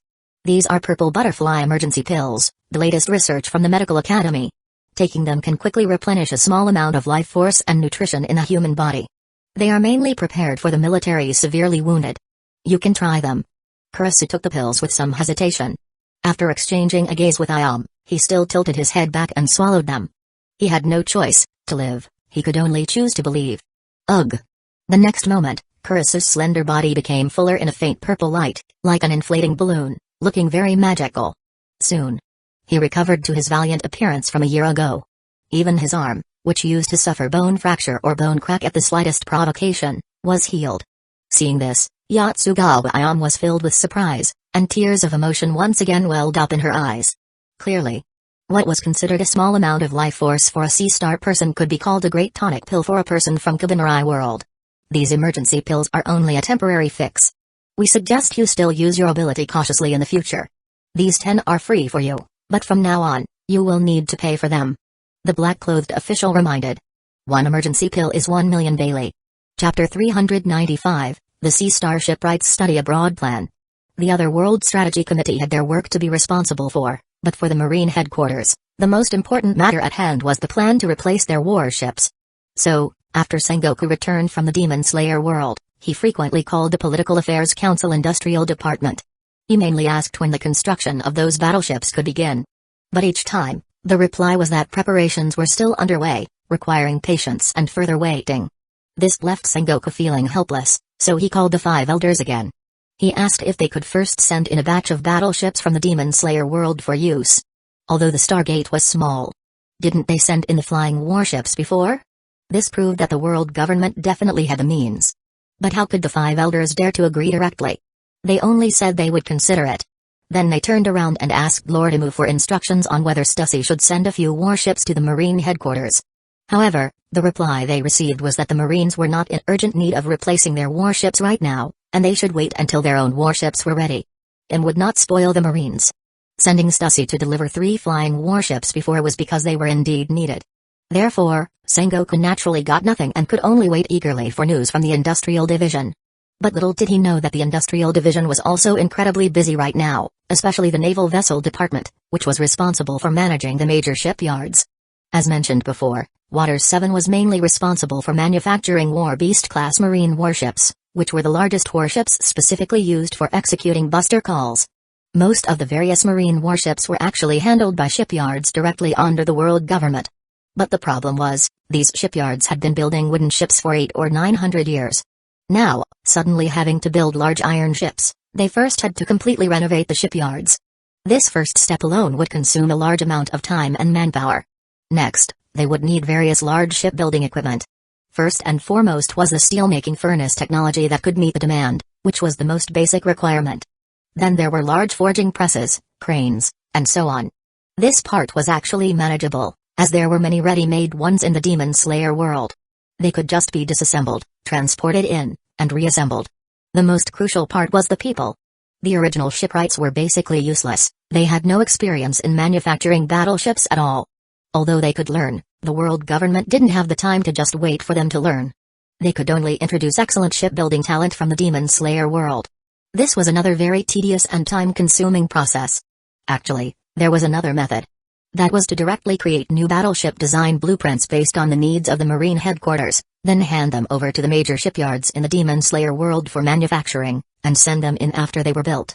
After all, the height and physique of people in the Sea Star world varied greatly, so the warship size and internal space would definitely need to be expanded accordingly. But in that case, if the Stargate wasn't upgraded, it would only be hard on Stussy. Another point was also the reason M was unwilling to upgrade the Demon Slayer Stargate. The era of the Demon Slayer world was on the eve of the First World War. But what if the next world or the world after that had a Second World War, or a world with a modern setting? At that time, there would definitely be better warships, or even complete nuclear-powered aircraft carriers and the like. Of course, warship technology would definitely get better and better. Waiting for the next better one would be endless. But as a transmigrator from a modern world, regarding the basic requirements for warships, he naturally preferred to use modern warships as the standard. So M's current idea was to first let the shipwrights from the Sea Star homeland familiarize themselves with the battleship manufacturing technology of the Demon Slayer world, but not rush to start construction in the homeland. After a wee or modern other world was opened, they could seamlessly transition to the warship technology of these higher eras. Transitioning from building wooden ships to building battleships would definitely be extremely painful, but transitioning from building battleships to building modern warships would likely be much easier. At that time, they would comprehensively renovate the shipyards in the homeland. This way, the idea became clear. There was no need to introduce a large number of Demon Slayer shipbuilding talent. They only needed to introduce some master craftsmen in shipbuilding to teach the shipwrights in the homeland. Or, let the shipwrights from the homeland go to the Demon Slayer world to study abroad. Soon, Im's will was transmitted to the world government through the Five Elders. Its influence could be said to spread throughout the entire Sea Star world. Even though he basically didn't manage affairs, if he truly intervened, it would affect every aspect of people's lives worldwide. Ultimately, the ship rudder of the world government, this giant ship, was still held in his hands. And the greatest impact from the battleship technology of the Demon Slayer world naturally fell upon Water 7, which was reputed to gather the world's best and most shipwrights. At this moment, Dr. Boyle from Fishman Island was leading many Fishman craftsmen in the project to build the large gas storage. Of course, the biggest change was the appearance of 40 Arukiman mangroves on the island, making Water 7 look as if it was dotted with green giant umbrellas. This directly allowed the residents to use various bubble tools, such as bubble bicycles and the like. Knock, knock, knock. Come in. Lord Jerome, you were looking for us? Fishman Tom, who had a very large body size and skin color of yellow rubber, and Mayor Manon, accompanied by Iceberg and Frankie behind them, walked into the base chief's office of the Sea Train Research Base. Yes, please sit. Jerome, the current Vice Director of Maritime Affairs Department, gestured with his palm towards the large wide chairs in front. Thank you. Mr. Tom chuckled and first politely let Mayor Manon choose a seat, then walked to another chair and sat down. Iceberg and Frankie stood on either side, the former looking serious, while the latter shook his head and looked around at the various decorations in the office. I invited you here this time because there is a matter concerning the fate of Water 7 that I wanted to discuss with the four of you first. Deputy Division Chief Jerome said, taking out 4 somewhat thick file bags from a drawer. Iceberg and Frankie are also participating? Mr. Tom asked in confusion. Of course. One is a talent recognized by the administrative department, and the other is a researcher reserved by the Academy of Science. There's no harm in them being exposed to this information. Please take a look first. You'll understand everything after reading. Deputy Division Chief Jerome revealed a meaningful smile. All right, please wait a moment. Mayor Manon nodded, then opened the file bag, took out the documents inside, and began reading. Tom, Iceberg, and Frankie on the side followed suit. As they read, the expressions of the four showed almost identical changes. From surprise, shock, to disbelief, their dumbfounded expressions made Deputy Division Chief Jerome across from them quite satisfied. Since you've finished reading, I'll speak. First, Mayor Manon, you will decide whether Water 7 is willing to prepare to accept reform and gradually transition from wooden ship technology to iron ship technology. Deputy Division Chief Jerome said straightforwardly. You should be able to feel that wooden ships will definitely be eliminated in the future. If Water 7 doesn't change, then in the future. Mayor Manon nodded with difficulty. At this moment, his heavy heart could not spare attention for the shock of the Stargate and the other world. Therefore, our Maritime Affairs Department hopes that the major shipyards in Water 7 will suspend operations for 1 year, allowing excellent shipwrights, including Iceberg and Frankie, to go to Special Zone Number 2 in the Demon Slayer world to learn shipbuilding technology. During this period, the world government will guarantee the daily life of the residents of Water 7. Deputy Division Chief Jerome's tone was very sincere, and what he said also made people feel the government's sincerity. At this point, Mr. Tom said, "What about me? Do I have to go too? Would you like to go?" Mr. Tom nodded and laughed heartily. Ha ha ha, shipbuilding technology from another world, of course I'm very interested. But what about the research and development work for the sea train? This. Chapter 396, Dr. Shawai's Biological Invention. Ultimately, Mr. Tom was unable to abandon the Sea Train research and development project for the sake of studying abroad in the Demon Slayer world. After all, this was his lifelong aspiration.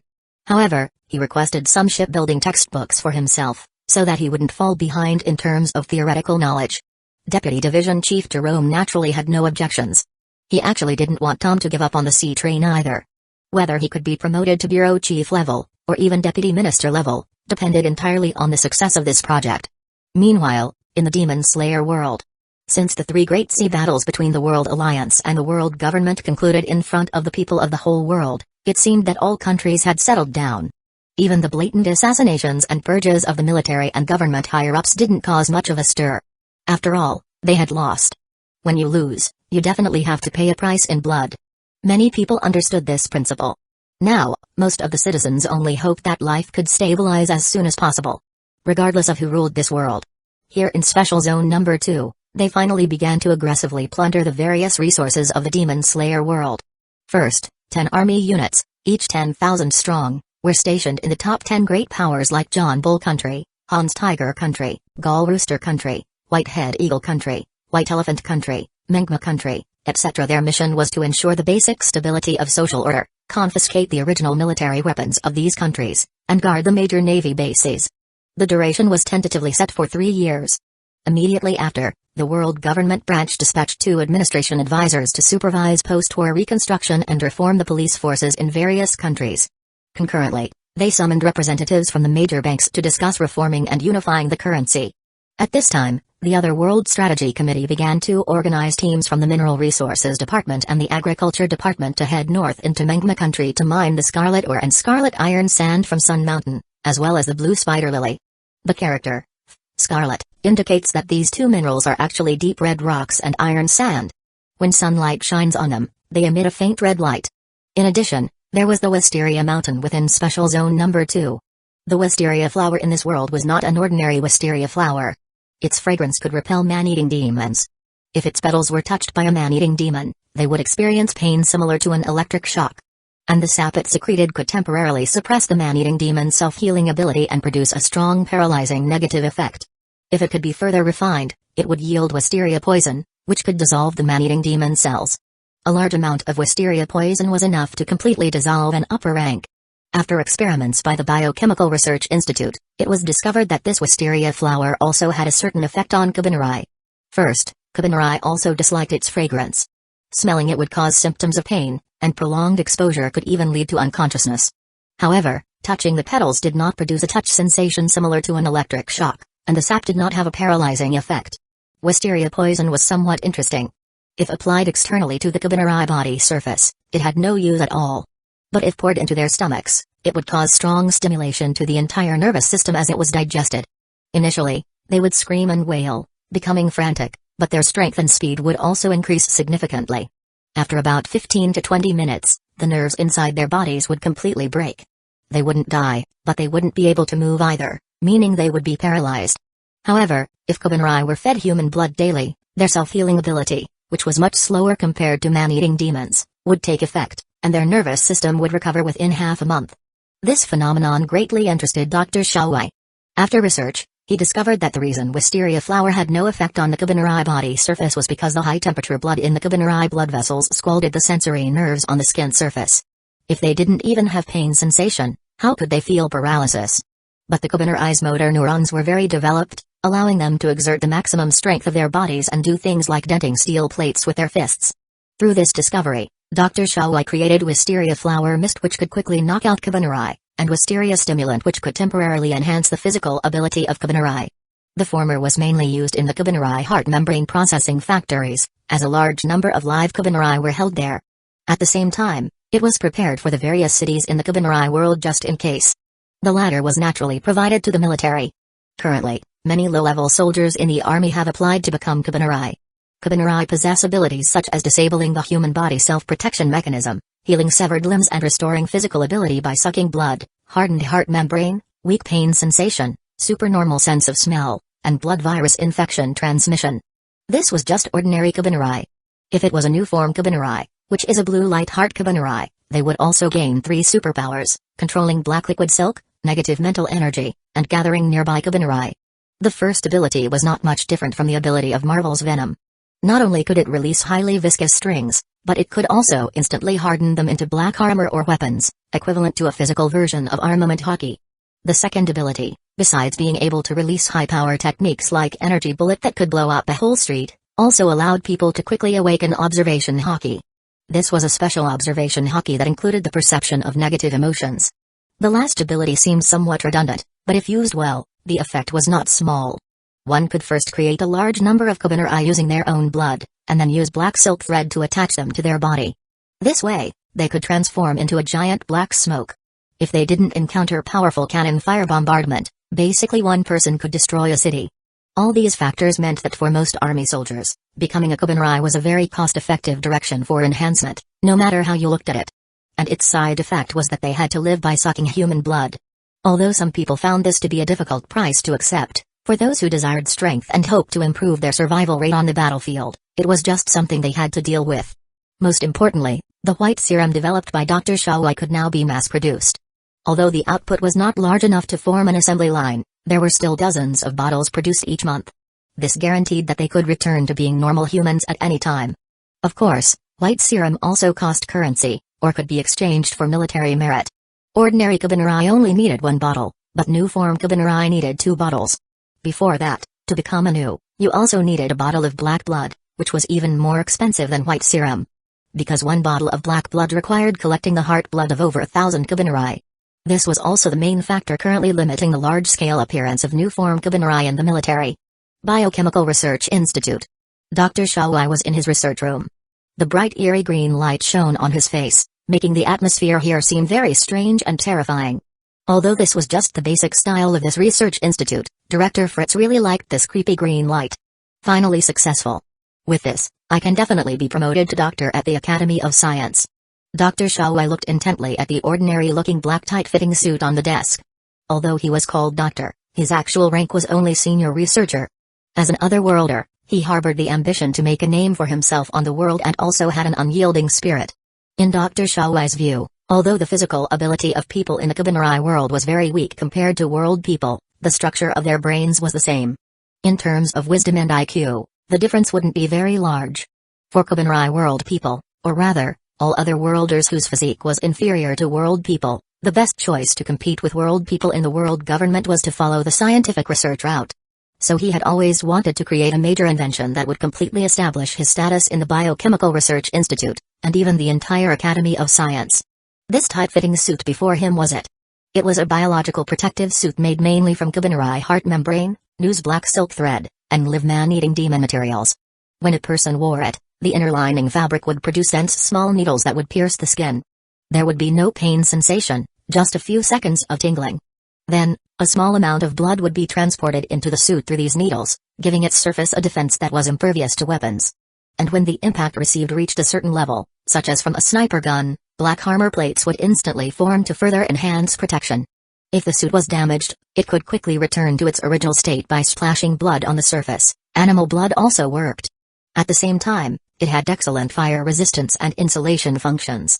However, it couldn't withstand large-scale explosion attacks or overly powerful attacks. In terms of comfort, because it was biological in nature, it had good breathability and tightness, and was thin and light enough to be used as underwear, without affecting movement at all. It's just a pity that the number of man-eating demons isn't large, making it impossible to mass-produce them all at once. Dr. Xiaowai sighed. He had not agreed with turning Mizan Kibutsuji into a perfect superhuman back then, because doing so meant he lost the ability to continue creating demons. The man-eating demons currently in the Biochemical Research Institute were all captured from that Wisteria mountain, numbering around 200. Without the man-eating demon materials, the defense strength of this Kubanrai battle suit would be reduced by several %, and it would lose the function of rapid recovery by absorbing blood. Fortunately, as long as those man-eating demons had enough food, they could regenerate no matter how they were sliced, which counted as a renewable resource. A month later, Dr. Xiaowai was successfully promoted to doctor at the Academy of Science. And in the Kubanrai processing factories throughout the Kubanrai world, Kubanrai biological battle suits of various sizes were being manufactured along assembly lines. After they were packaged and placed into iron boxes, they were transported by iron-armored trains to the Stag Stargate base where the World Government branch was located. Then, the staff of the Other World Strategy Committee would inspect and disinfect them before they were transported through the Stargate to the Sea Star mainland. Because the number of battle suits was still limited at this stage, they had to be allocated according to the quotas set by the Command Department, distributed among the Army, Marines, Air Force, Cypher Paul, and the Holy Land Guard. Chapter 397, Hazami, Nezuko Kamado, and Wow, what a huge elephant, it's too big. Ikama, look quickly. Mumai.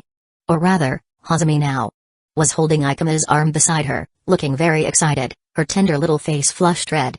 Yes, it's truly incredible. Is that Ikama, with his gray-green hair, also looked at the Colossus on the sea's surface with immense shock. The two were currently on a flying warship of the Air Force, heading for the whale forest on Zizbak. Originally, that was the nation of the mink tribe, but they had already moved to the Red Line. Now, it was being renovated into an Air Force base by the workers of the construction department. This will be our home from now on. It's really on the body of an elephant. Hazumi looked up at Ikema, her eyes filled with happiness. She was no longer a new, but an ordinary human who had recovered to normal using 2 doses of white serum. Naturally, she had also withdrawn from the CP team. However, she had not completely withdrawn from the Cypher Pol establishment. Instead, she continued to serve the world government as a Cypher Pol 1 agent member. The main reason was that the Cypher Pol officer felt that Hazumi's age was too young, and there were other places where she was needed. That's right. That place was this sky-piercing giant elephant.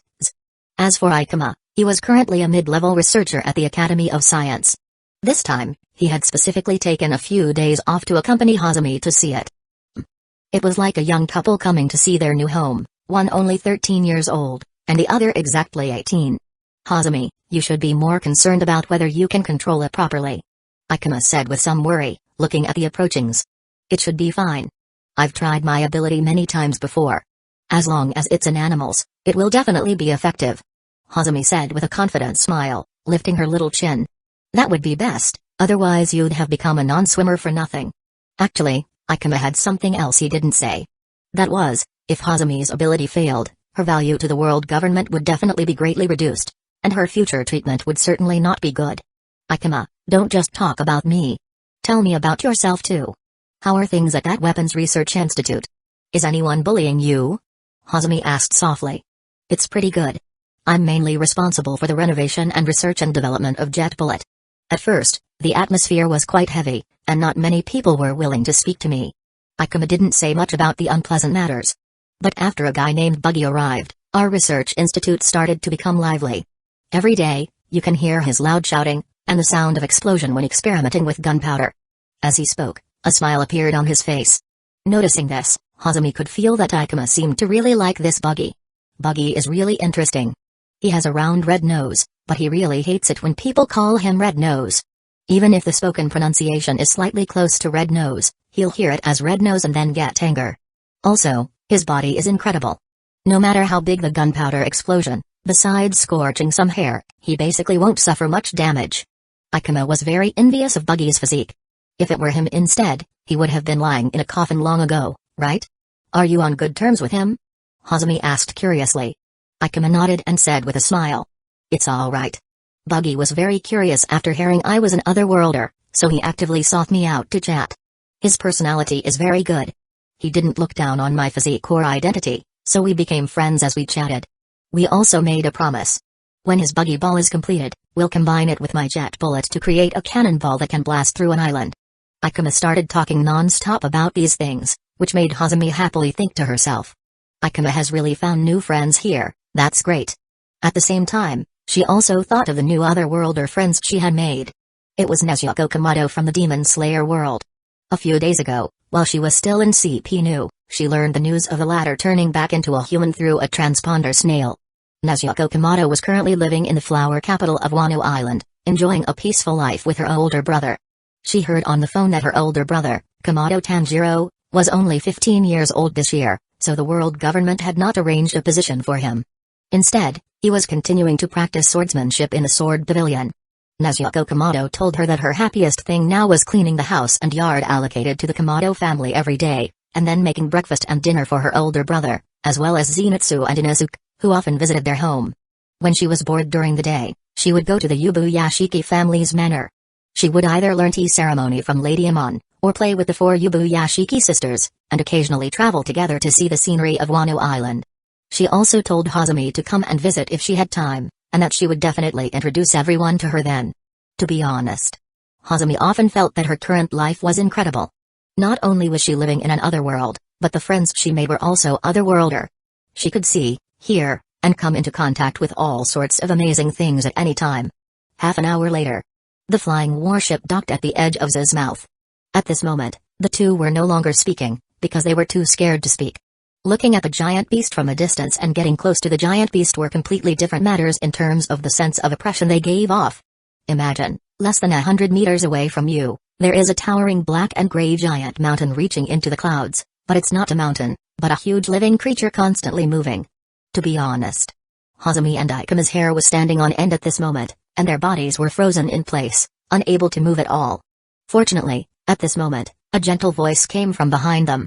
Don't be nervousness, Z's personality is very good, it won't actively attack us. Soon it will be time for it to eat. I will take you flying over then, so be sure to seize the opportunity to throw the dangos into its mouth the next moment. A warm palm rested on their shoulders. As a mass of blue-green flame appeared, their bodies gradually relaxed, like thawed meat. Vice Admiral Marco. Hazumi and Ikuma turned their heads and looked at the other person gratefully. That's right. The captain, ship, of this flying warship was none other than the former 1st Division commander of the Whitebeard Pirates, Phoenix Marco. It was just that his height reached 2 meters. Facing the young couple who were 1.7 meters and 1.5 meters tall, he had to bend down, but this also made Marco appear more amiable and gentle. Hazumi-chan, are you afraid of heights? Hazumi shook head and said firmly. I'm not afraid. Please rest assured, I definitely won't miss. Although she was young in age, she had received Mima Amatori's education since childhood and clearly understand what personal value was. Although she had now escaped the control of the Hunter Guard, the influence on her thought was still significant, so she possessed a maturity far beyond that of girls her age. In this regard, she was actually stronger than the 18-year-old Ikuma. In fact, in her eyes, Ikuma was sometimes quite naive and childish. You're really reliable, Marco smiled approvingly. But at this moment, Hazumi showed her playful nature. Vice Admiral Marco, I heard that my Dango's fruit ability is also effective on zone user, would you like to try one? As she spoke, she pinched a meatball from her fair and tender little face and placed it on her palm, making a joke. Stop messing around, Hazumi. Ikuma quickly stopped her, then immediately bowed his head to Vice Admiral Marco and apologized. I'm very sorry, please don't mind her. Hee hee. Hazumi chuckled softly. Ha ha, it's fine, it's fine. Marco stand up and awkwardly touched the tip of his nose. He really didn't dare to eat that dangos. After all, anything could happen with a Parimsha system devil fruit ability. Alright, Ziz about to start eating. You should save your dangos for it. Chapter 398, the world government's plant cultivation technology research country. On the moon, aboard Noah's Arkansas, it's truly a great idea to give Hazumi from the Kabanari world the Parimsha system dangos fruit to control his actions. Im clicked his tongue in wonder at this operation by the 5 elders. Hazumi is young, suitable for training from a young age, and she herself is an otherworlder. After recovering from being a Kabanari back to a normal person, her physical ability also regressed. Aside from retaining observation haki, she is now quite weak in other aspects, making her easier to control. The only issue is that her lack of physical ability will affect the frequency of her ability usage. According to the 5 elders' plan, Hazumi will not only controls a giant beast in the future. In fact, initially, they didn't want her to inject white serum and turn back into an ordinary person. However, firstly, Hazumi herself firmly requested to become human again. Secondly, according to the report from the Biochemical Research Institute, the destruction of sensory nerves caused by the high-temperature heart and high-temperature blood produced by the Kabanari virus could have unpredictable negative effects on devil fruits. The importance of the dango's fruit is related to whether they can controls, so to be on the safe side, they still let Hazumi return to being a normal person. As for the physical ability issue, according to the Devil Fruit Encyclopedia, a single dango created by the ability user can control an animal for a month, so Hazumi only needs to activate her ability once a month. At this stage, there's no need to worry about this. And in the future, they should be able to find a way to improve the little girl's physical ability. All in all, the problem of controlling is solved, and the world government has gained a 10,000-meter class biological warship. At the same time, the Mink tribe on it has also successfully moved to the Red Line. From now on, the Army headquarters has gained a Beastman squad in addition to the Giant unit. Next are the Tontata tribe and the Giant tribe.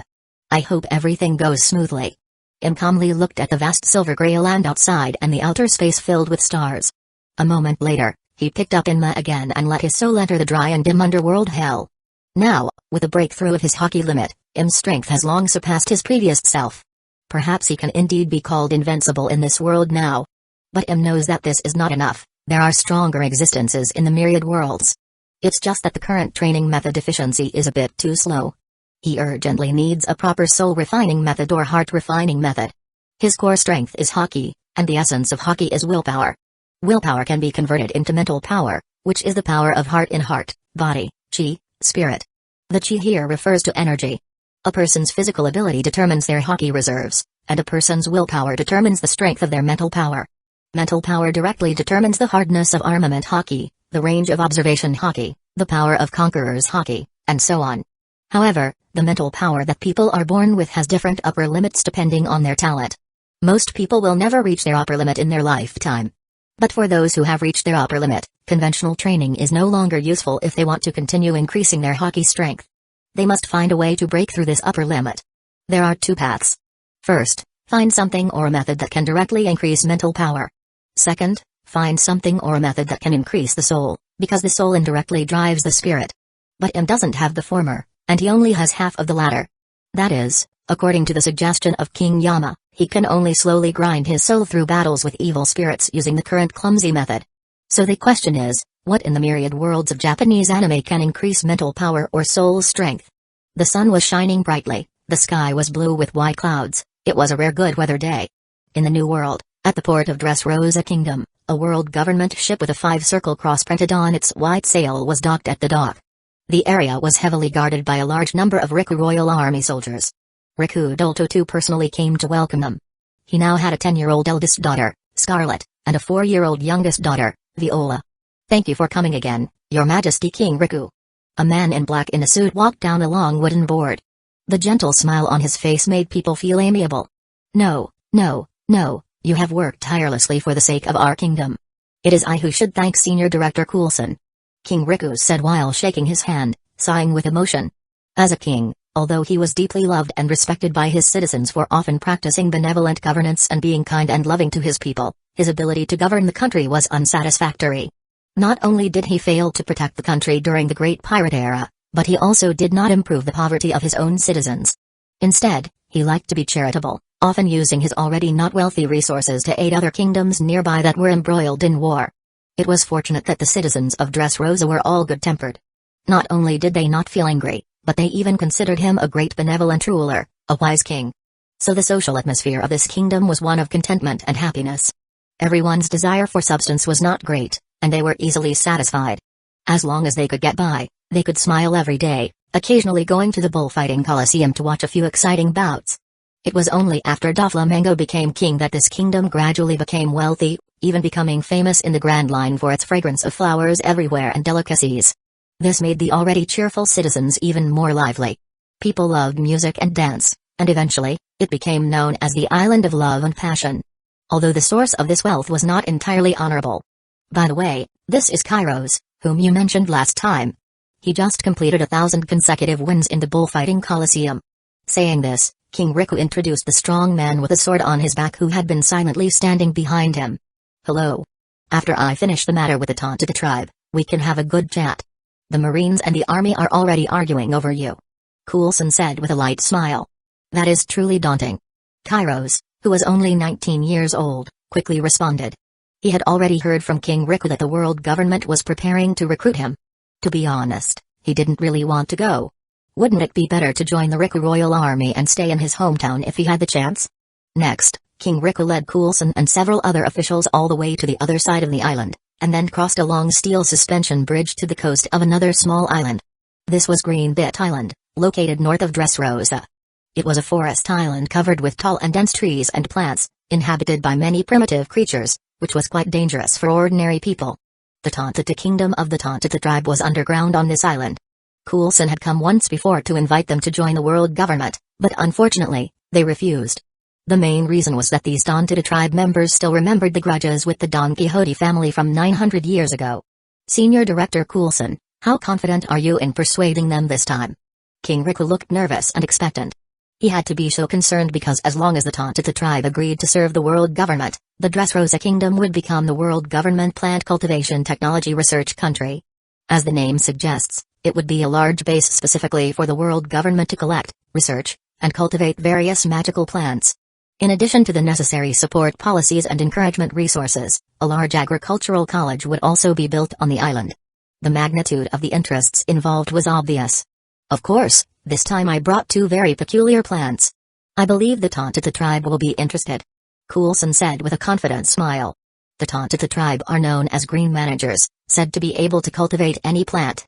So, plants from other worlds should be full of temptation for them. Moreover, he had already learned about the character traits of these Tontita tribe members. Chapter 399, 3 days deadline for Elbaf. Inside the room of authority within the Holy Land Mary Ejos. The 5 elders gathered once again. Every matter they discussed concerned the fate of the entire Sea Star world, and even other worlds. Of course, the final decision-maker would only be the Supreme Lord Imu. Looking at this report from Doflamingo, his shipping company is developing quite well. It can already handle the flow of supplies between the North Blue and South Blue. St. Marcus Mars still stood beside the sofa, one hand in his pocket and the other holding a document, chuckling lightly. Humphrey, with the world government's help and having grasped the movement patterns of the White Dragon, if he couldn't even do this, then he should be brought back and stay with those useless people in the land of the gods. St. Jaga Ursha Saturn said coldly and dismissively. Don't say that. Those celestial dragons below also have their uses. Aren't we also from among them? St. Topman Warcurry flipped through the reports, replying faintly with a fake smile.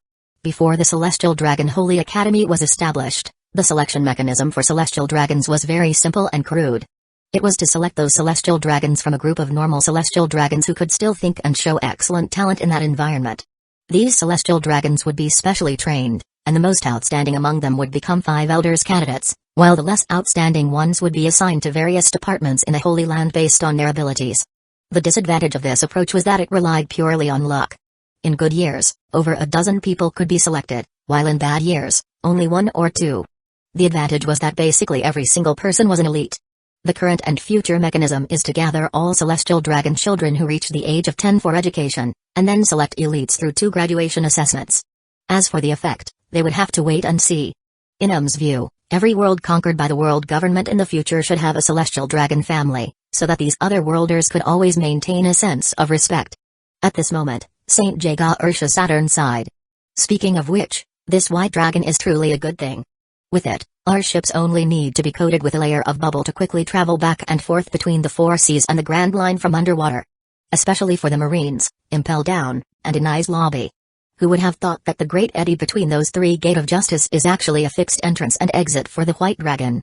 St. Jaga Ursha Saturn also nodded deeply in agreement after hearing this, saying in a deep voice. This way, the Marine headquarters' control over the major seas will be greatly enhanced. This old man even thinks that the Marine branches in the 4 seas can gradually be abolished in the future. He had long been dissatisfied with the poor quality of the troops and the already corrupt officers in the 4 seas Marines. In the past, there was no choice but to turn a blind eye. Now it was good. With the White Dragon, Marine headquarters warships could directly and quickly travel to any sea area from the Great Eddy right outside their doorstep.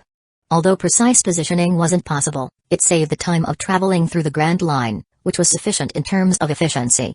Furthermore, most of the 4 seas branches would become police stations under the Ministry of Police Affairs in the future. At that time, these trash could just be sent there, and Dragon could train them himself. From now on, his military would only need the best talent. This way, it also saved a lot of military budget, which was quite good. The only cost was the reduction of the Marines' influence, but in St. Jaga Ursha Saturn's mind, the Marines were bound to become a second-rate force responsible for guarding the homeland sooner or later. The army would replace them as the first-rate force, and even the newly established Air Force would likely surpass the Marines. This is Coulson's report. The Tontaga tribe has agreed to join the Agricultural Academy to cultivate various plants from our homeland and other worlds for us, but they will not leave the Dressrosa Kingdom for now. St. Topman Warcurry continued to discuss the main topic. As soon as he finished speaking, St. Marcus Mars sighed. It seems they still don't trust us enough.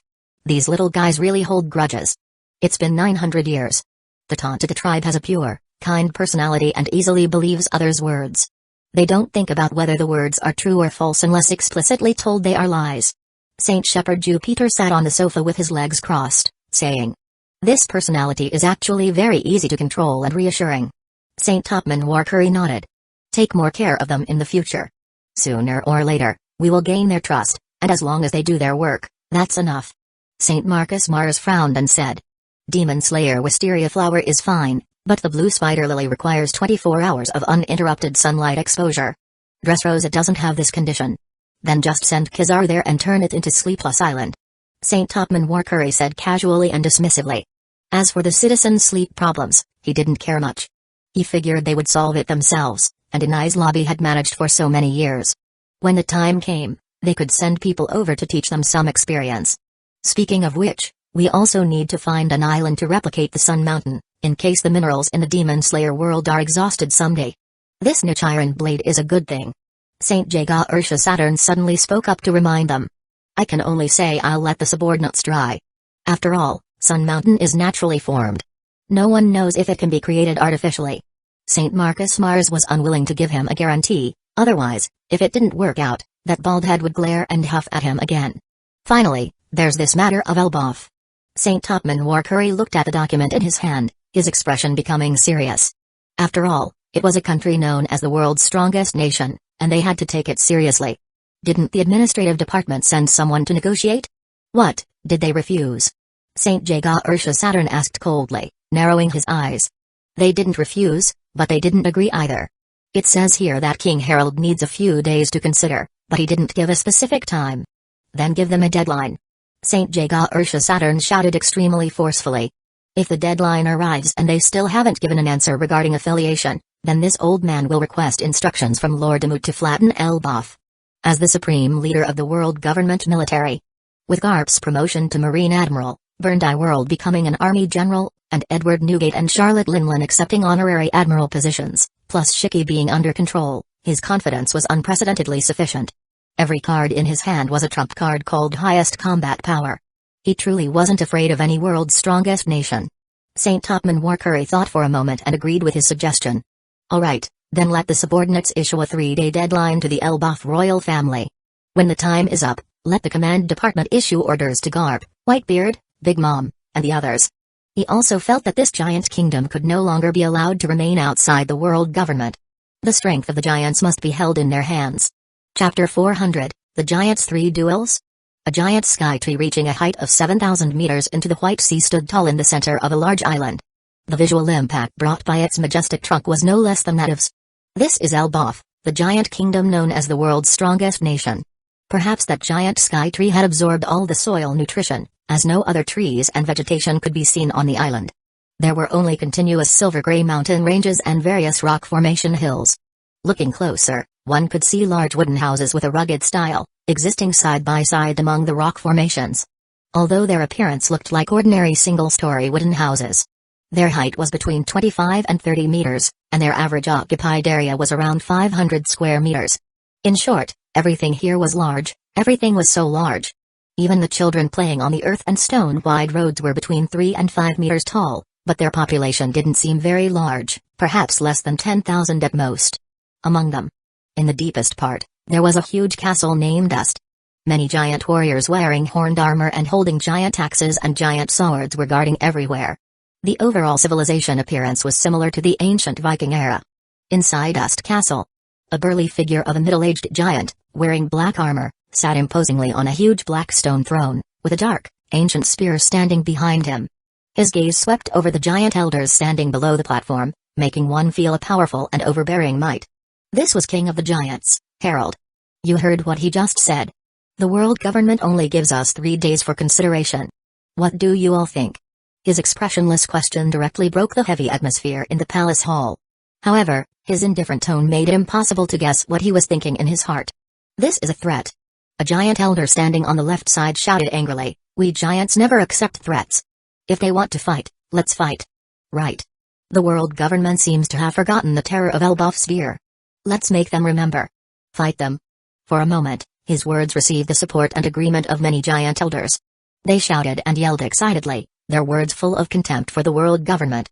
But now Whitebeard, Big Mom, and Burndie World have all joined the world government, plus Garp the Fist and Great Buddha Sengoku. Are you sure we can win? Another giant elder standing on the right side retorted.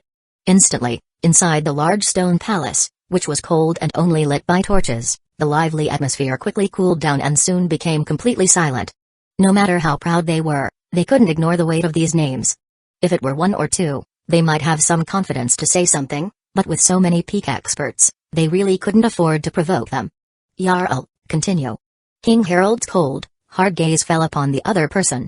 This elder Jarl was originally one of the captains of the giant warrior pirates. Among the giant tribe, he held the epithet of hero, and he was also the oldest among the elders. His Majesty, the current world government is no longer something we can resist. If a real war breaks out, our giant tribe might very well be the next Lunarian tribe. Elder Jarl suppressed the rage in his heart towards Charlotte Linlin, maintaining his calmness, and said in a deep voice. And that Stargate and Otherworld are also the biggest reasons why the world government is willing to extend an olive branch, attempting to get us to join peacefully. They want our giant tribe to also join in that so-called multiverse conquest. At the mention of the words Otherworld, all the giant elders showed scorching hot gazes. No one wasn't curious about other worlds. Especially for them who love combat, the temptation of being able to exchange blows with experts or armies from other worlds. In that case, we will provide giant warriors, but we won't join the world government, nor will we have to obey their orders. We'll just have equal cooperation. If there's anything, we'll discuss it together. Another giant elder proposed. His idea made the giant high-ranking officials, including King Harold, feel moved. They all looked at Elder Jarl with expectation. Impossible. But Elder Jarl shook his head, ruthlessly crushing their small hope. If it were the Great Sea situation before, the world government, constrained by the intimidation of Whitebeard, Big Mom, Golden Lion, and others, wouldn't dare to overly pressure us Elbaf. Perhaps there would be the possibility of just cooperation without affiliation. But now the first two are already their people, and while Golden Lion is said to be locked up in Impel Down, this old man thinks he's likely been incorporated as well. Isn't that the case with Kaido? This old man even suspects that if we don't give them a satisfactory answer in 3 days, the ones who might come knocking are these few 4 emperors. These words made everyone fall silent.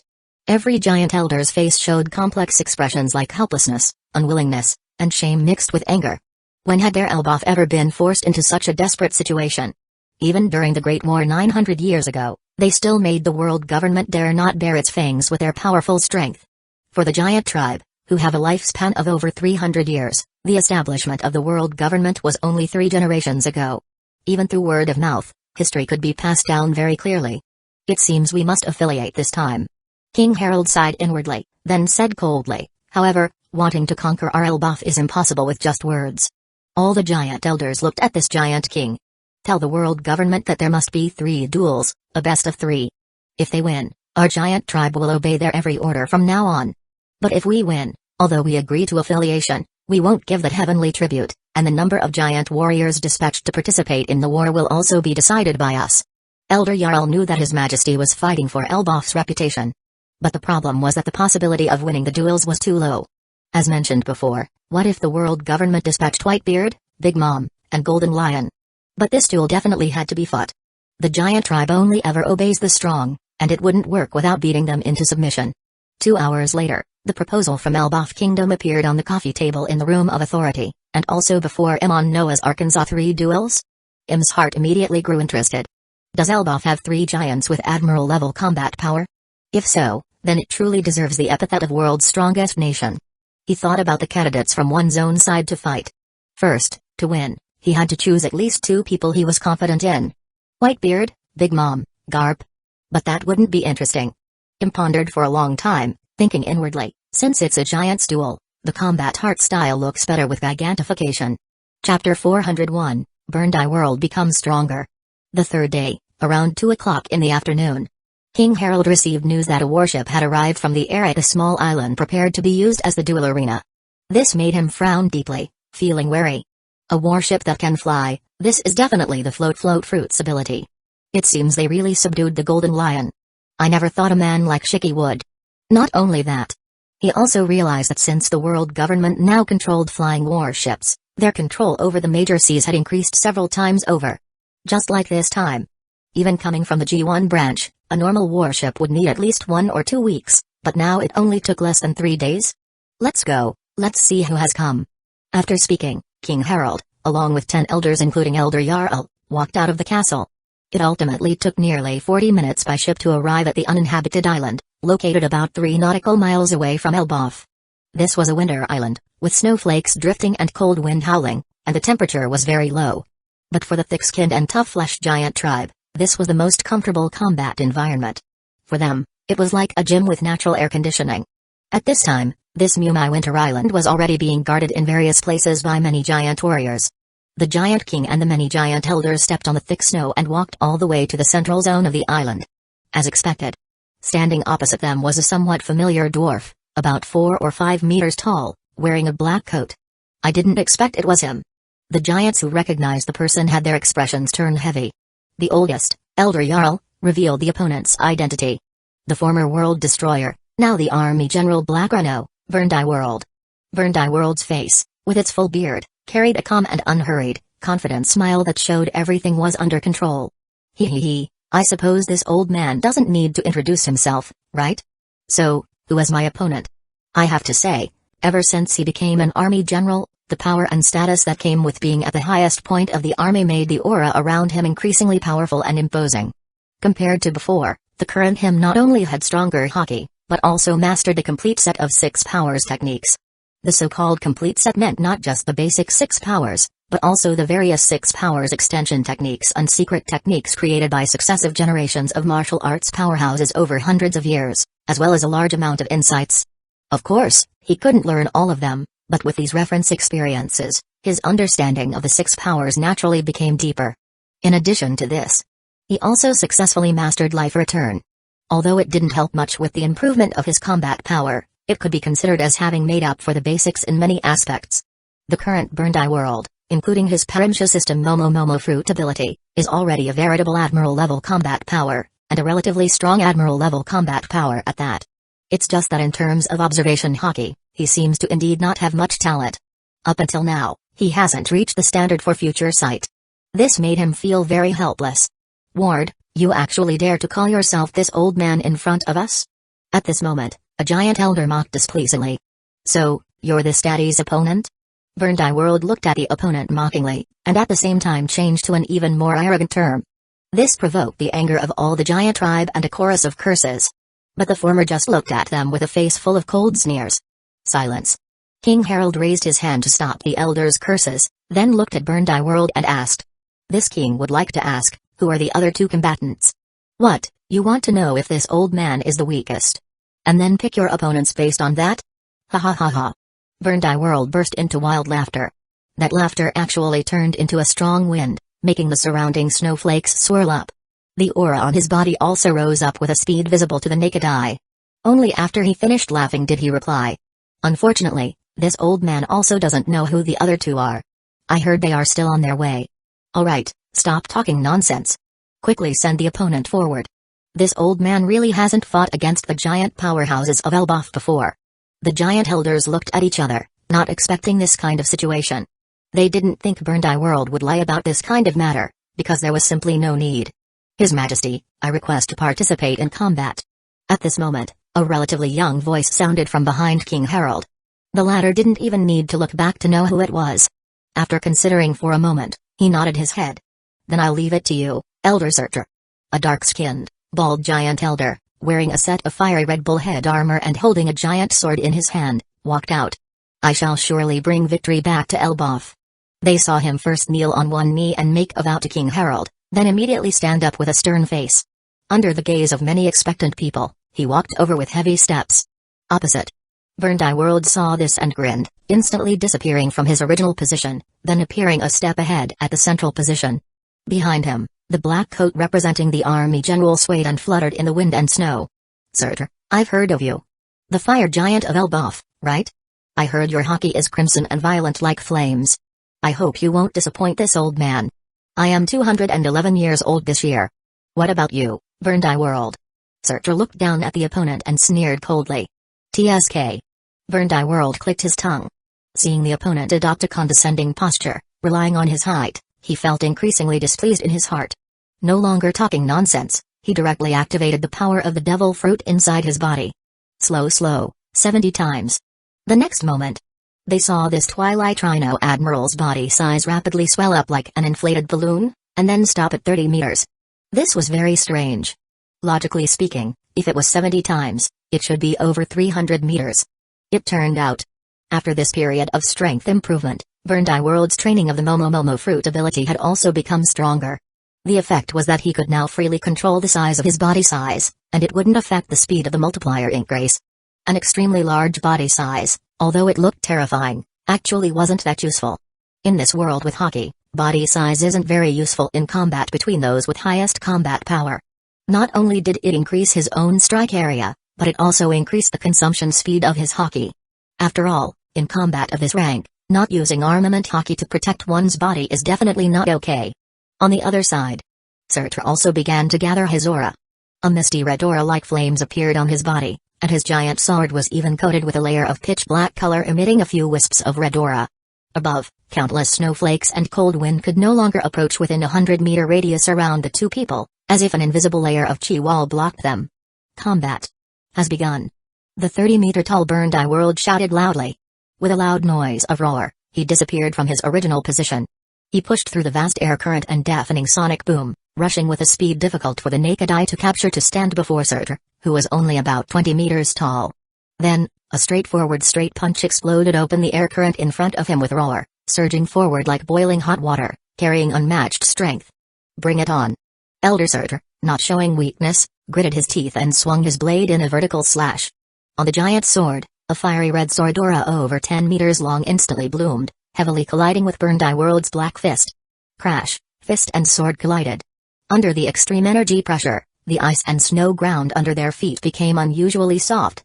In an instant, it turned into a vast earth flow like rivers, pushing out horizontally in all directions. That mountain toppling, sea overturning strength turned into a gale like a tsunami, sweeping across the entire island. The violently trembling ground even made the giant warriors standing guard in the distance unable to stand firm. Chapter 402, Shameless? Despicable? Or foolish? Rumble, continuous loud noises, like thunder and even more like sonic booms, kept coming from the head. The sky was clearly still a clear blue, with white clouds drifting leisurely, yet it gave people the illusion that thunderclouds had gathered overhead. From time to time, gusts of fierce wind pushed the sea waves towards them. How many days has it been? On a sailing ship far larger than a marine warship, King Harold looked at the island shrouded in thick wind and snow in the distance and asked softly. On the deck behind him were a group of elders and giant warriors responsible for guard duty. At this moment, the atmosphere on the ship was quite serious, and everyone was paying attention to the situation on the island. Your Majesty, it's already the 6th day. The steady and experienced Elder Jarl stroked his large beard and replied in a deep voice to the king. The latter then asked. Do you think Elder Surtur can last until tomorrow? King Harold's words were quite telling. The word last clearly indicated he didn't expect their side to win the first match anymore. If it were a fight to the death, perhaps he could last another day or two. But now, they only need to determine the winner and loser, so. Everyone present understood Elder Jarl's meaning. To speak of determining the winner, Elder Surtur was already considered defeated. Although their naked eyes couldn't see the battle situation on the island, in their observation hockey perception, the opponent's aura was clearly much weaker than Burned Eye World's. That's strange. I seem to have heard before that Burned Eye World's gigantification ability couldn't last long. But now, how? Another giant elder said in confusion. Elder Jarl, upon hearing this, shake head. It's not strange. He's been an army general for a while now. With the world government's foundation, it's nothing for them to compensate for his weaknesses, and Ward himself possesses this aptitude. Now we should think about who will send for the second match. As for the world government's side, since there were simply too many available candidates, guessing was a complete waste of time.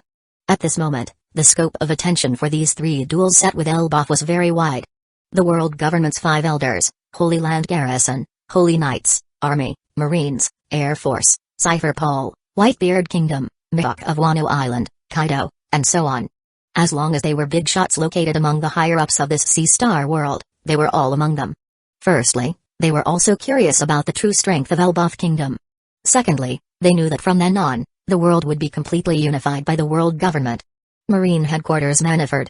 The giant tribe, because of their enormous body size, indeed have an advantage that other races cannot compare to. But unfortunately, the strength of hockey mainly depends on the heart. In the Fleet Admiral's office, Garp said with a displeased expression while picking his nose and watching the footage. However, Burned Eye World's hockey level is just so-so. The reason he can suppress his opponent is entirely because the Momo fruit not only gave him a larger body size than the giant tribe but also gave him speed that the giant tribe lacks. But even so, he's only slightly stronger than this Surtur. It shows that his hockey and martial arts are still far off. Although he himself would absolutely never eat a devil fruit, he could imagine what it would be like if he ate this Momo fruit. What Whitebeard? Big Mom? Golden Lion? Even if Roger was reborn, he'd make them shit themselves. So, in Garp's eyes, Burned Eye World was not a martial arts expert at all, merely an ability user who relied on a devil fruit. As for his martial arts and hockey level, they were only slightly stronger than a veteran Vice Admiral, and it seemed this was already his limit. Seriously, why didn't they call this old man over for something like this? Garp finally voiced the true thoughts in his heart. A duel with Elbaf, what an interesting matter. Just watch quietly. Sengoku snorted coldly. His mood hadn't been good lately either, because the matter of updating the warships definitely wouldn't happen anytime soon.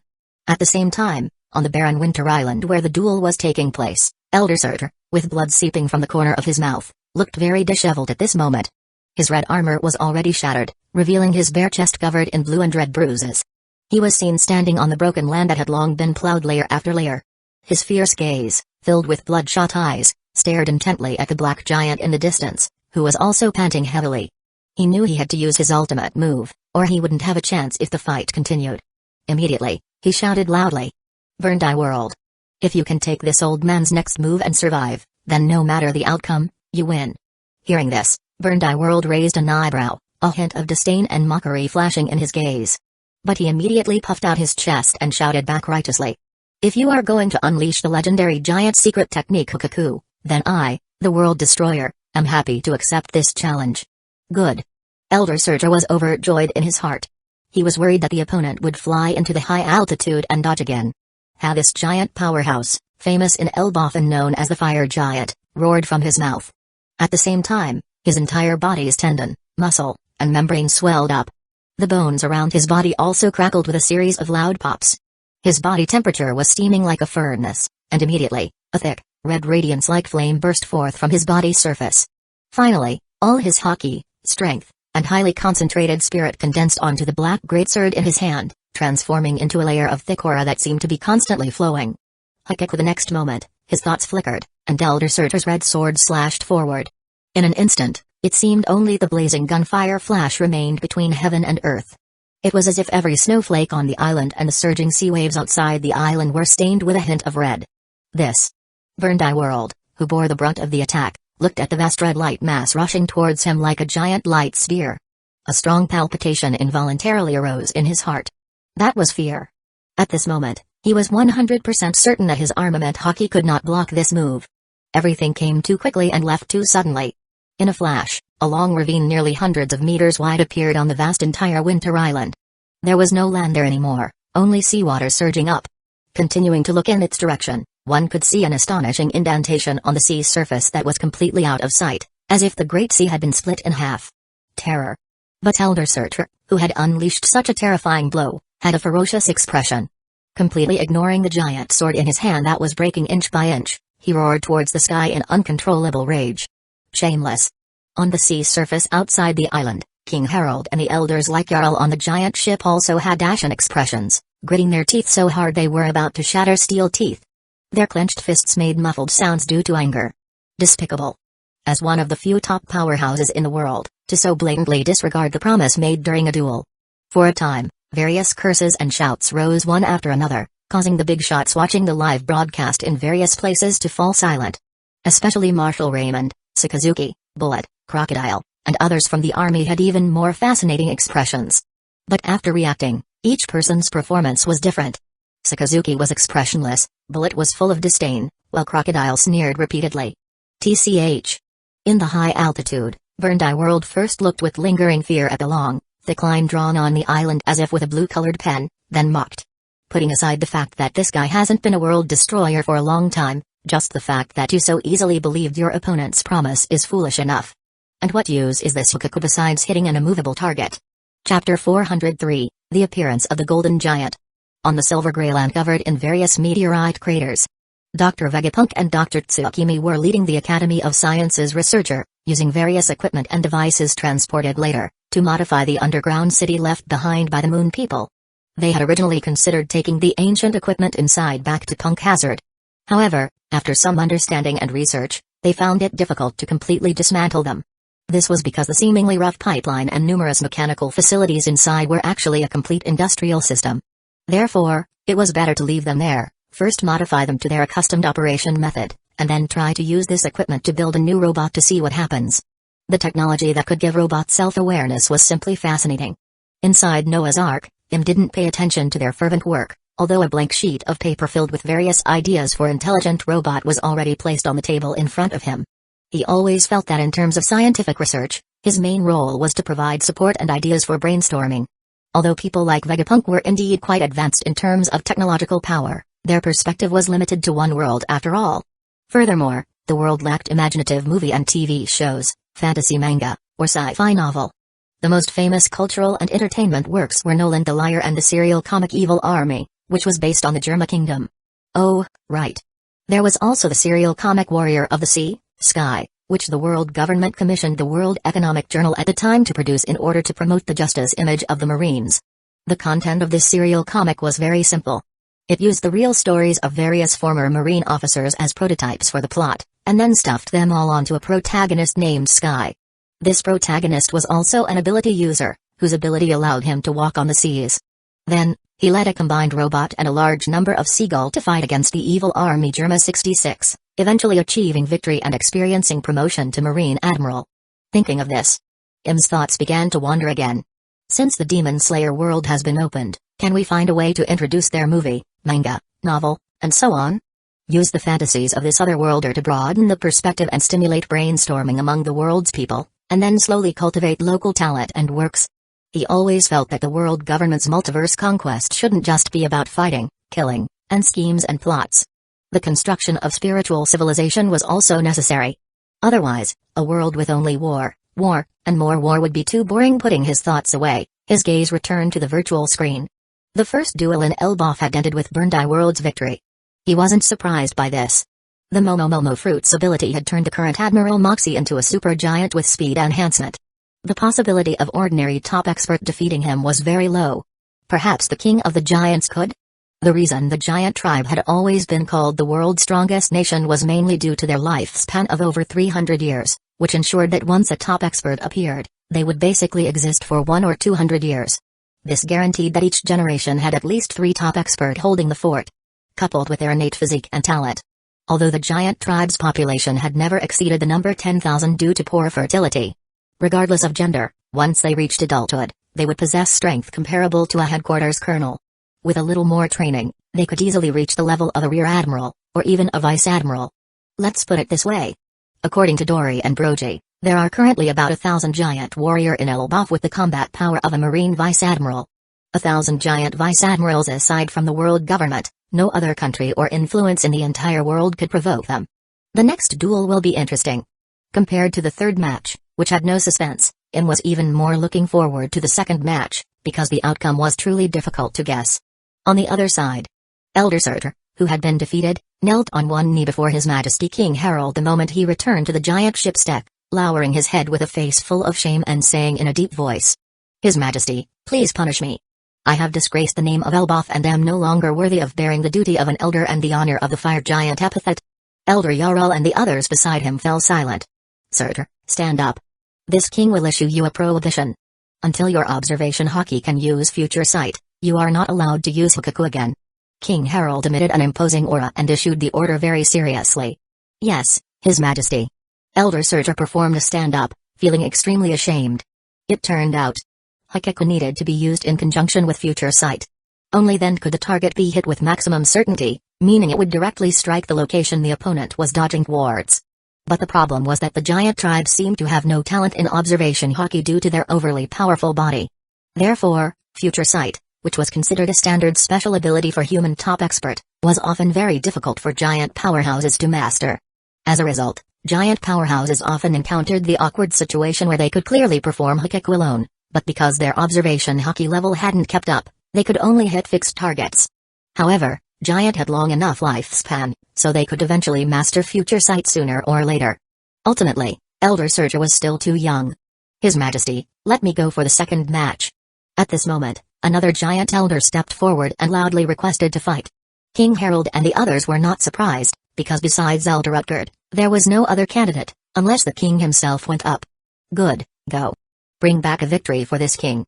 King Harold was relatively confident in him, because this elder, known as the Ice Giant, was 24 years older than Surtur and had already mastered the ability of future sight. "Yes." Elder Rutgerd, wearing ice blue horned armor and carrying his giant axe, leaped out of the large ship and landed in the sea 100 meters away, swimming towards the Dual Island.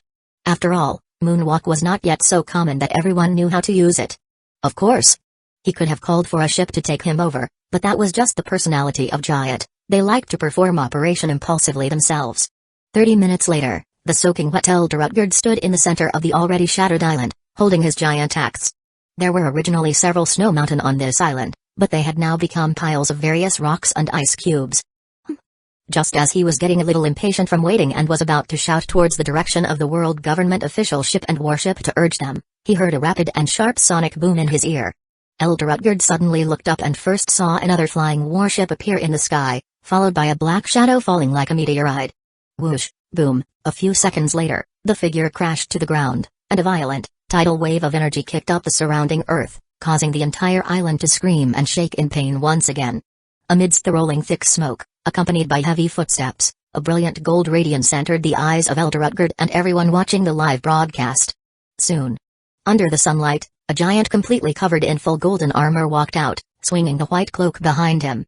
On the shimmering golden armor, crimson lines flowed like blood vessel, giving a sense of grandeur mixed with a slightly sinister feeling. Giant God? His Majesty King Harold and the others on the sea saw the two large characters on the cape through the virtual screen. Chapter 404, Grace. Glory. Creator? On the ruined island, which had completely turned into a wasteland, due to the season, snowflakes kept falling from the sky, as if trying to use a white cloak to cover the shocking scars. However, this natural gentleness was hidden within the biting cold wind. Everything served only as a backdrop for the confrontation between the two giants in the court. The howling wind and the freezing temperature added a lot of grimness to the atmosphere. You should be a member of the giant unit, tell me your name. Elder Rutgerd, clad in a blue helmet and blue armor, raised his giant axe and pointed. There were only 10 people in the giant unit that joined the Marine headquarters, and Delboff was very clear about their identity. The problem was that the opponent was wearing a helmet with a mask, so his identity was unknown. The golden giant stood in front of the huge sea mouth previously created by Elder Surtur, his white cloak fluttering like a flag in the wind and snow. After a moment of silence, he finally revealed his identity. God Soldier Guard Captain, Saul. It's him? At Marine headquarters, Sengoku exclaimed. He immediately recalled that Saul had been transferred by the 5 elders before. They said he was to be a guard for a celestial dragon, and later the entire giant unit was taken by the army, so they didn't pay attention to him anymore. Giant god soldiers. Ha ha ha ha, that's too exaggerated. Just being a guard for a celestial dragon, and they gave him such a funny name. Garp, sitting on a sofa nearby, laughed loudly while holding a senpai. And that golden armor too. Which celestial dragon is Saul guarding? What a flashy guy. He even laughed so hard that tears streamed from the corners of his eyes. But this also aroused Sengoku's great anger, and he shouted. Shut up, Garp. Watch your words. Sengoku was really worried that his old buddy would keep speaking so carelessly. If he truly angered the celestial dragons one day, the consequences would be unimaginable. It wouldn't have been a big deal before. After all, the Marines were the world government's most important military power, and Garp was the strongest individual combat power in the Marines. As long as he showed no signs of rebellion, the 5 elders would turn a blind eye. But the era had changed. Because of the other world and stargates, the army had risen strongly and become the world government's most heavily relied upon first-class troops. Furthermore, there were no more 4 emperors on the seas that needed the Marines to check. The Whitebeard pirates, Big Mom pirates, and flying pirates had long become things of the past. Most importantly, after incorporating these top-tier pirate powerhouses, as well as supernovas like Bullet and Sand Crocodile who had promising futures, the world government clearly wasn't lacking in powerhouses and talent anymore. Although there were no signs yet, Sengoku could still imagine that the celestial dragon's patience with Garp had definitely decreased significantly. It was very dangerous. He had explained and reminded Garp of these reasons thoroughly, but that bastard still had an indifferent attitude. Sigh. Sengoku could only sigh inwardly and continue watching the duel on the virtual screen. At this moment, Saul and Elder Rutgerd had already started fighting. The combat between these giants was completely devoid of flashiness. It was a head-on clash, a direct confrontation. The latter stomped on the frozen earth with a bang, cracking it and leaving a deep footprint. Then, roaring, he forcefully swung the black axe in his hand and chopped towards the former. The faint blue light on the axe blade was immediately met with a powerful interception by the golden gauntlet. Roar, the sound of metal clashing exploded, and air currents swept through, instantly turning the surroundings into a vacuum zone. The scattered snowflakes and the blowing cold wind around were immediately cleared away. Under Elder Rutgerd's glaring gaze, the lines on the gauntlet, like blood vessels, emitted a scarlet glow, giving off a very ominous feeling. What hard armor! In his perception, Saul had only applied a layer of armament hockey coating to his fist, yet he could contend with his battle axe hardened with armament hockey. This could only mean that the opponent's armor strength was very high, enough that he didn't need to further condense hockey to produce the hardening effect. Although it didn't show much in the short term, over a long time, it would save Saul a lot of hockey consumption. It should be known. The surface of that set of golden armor was covered with 100 layers of Kevin heart membrane, and the metal inside was mixed with a high concentration of sea stone. Then, in order not to affect the ability user's performance, another layer of Kevin heart membrane was attached to the other side as insulation. To be honest, if one didn't possess extremely strong penetration ability or the attack wasn't strong enough to easily penetrate the armor, then wanting to injure Saul's body was basically impossible. After all, he could completely add another layer of armament hockey hardening defense on his body. Following closely were 6 powers, iron body and a giant tribe's inherent muscle density. This was the standard configuration of the giant god soldiers, 6 layers of protection. In addition, Im had also specially bestowed Saul, this captain, with a devil fruit. The animal system human fruit, mythical zone type, and deus form, with the ability named power of the earth. As long as his feet were on the ground, not only would his strength increase several times, but he would also obtain continuous stamina recovery and injuries recovery. In addition, he could control the land within a certain range. This directly resulted in Elder Utgard facing not just Saul's one-sided attacks, but also the siege from various earth spikes, earth guns, and earth waves from the surroundings. Even his 2 legs below were constantly subjected to the coating of many thick and long earth pythons. Although with his strength, he could shatter them just by moving, the continuous quantity still caused a certain impact on his movements. As the strongest giant tribe, you actually rely on the devil fruit ability. Saul, don't you feel ashamed? Amidst the sharp air explosion sound, Elder Utgard roared and chopped out with his black axe again, colliding with the fist Saul punched over. Roar, visible to the naked eye, a violent, surging shockwave destructively swept away all objects around the 2 people, including those earth spikes, earth waves, and earth pythons. No, this is grace, this is glory. Saul, under his armor, also roared. As the captain of the giant god soldiers, he had been told many matters, such as Im's true identity as the founder of the world government and the old ancestor of the celestial dragons, who had been sleeping for hundreds of years. He also knew that the recent changes in the world government all came from Im's influence. This made his recognition of Im gradually strengthen, and he began to feel proud to guard such an existence, because there was no doubt that those changes made the world better. In Saul's heart at this moment, Im, who could live forever, could be strong to the point of being invincible, could open stargates, and was even willing to put the celestial dragons under house arrest for the sake of all people and improve the world government, was the true God, the Savior, the creator of this world and all races. Since the giant tribe is the strongest race, and Elbaf is the strongest country, then it should become the strongest combat power for the world government to conquer the multiverse. Saul's heart was also filled with fighting intent. He heavily smashed a fist onto Elder Utgard's face, shouting loudly under the surge of hot blood. Surrender, surrender to our creator. Isn't that only right? This sentence caused many people to frown. Sengoku, Garp, Newgate, Kaido, and others still thought the creator was referring to the celestial dragons. Humphrey, another brainwashed idiot. In a certain area of the Asia continent in the Kabanari world, bullets snorted disdainfully in his heart. Behind him was a group of army recruits fighting the Kabanari world. But the 5 elders in the room of authority looked at each other, thinking inwardly. It seems he already knows Lord Imu's identity.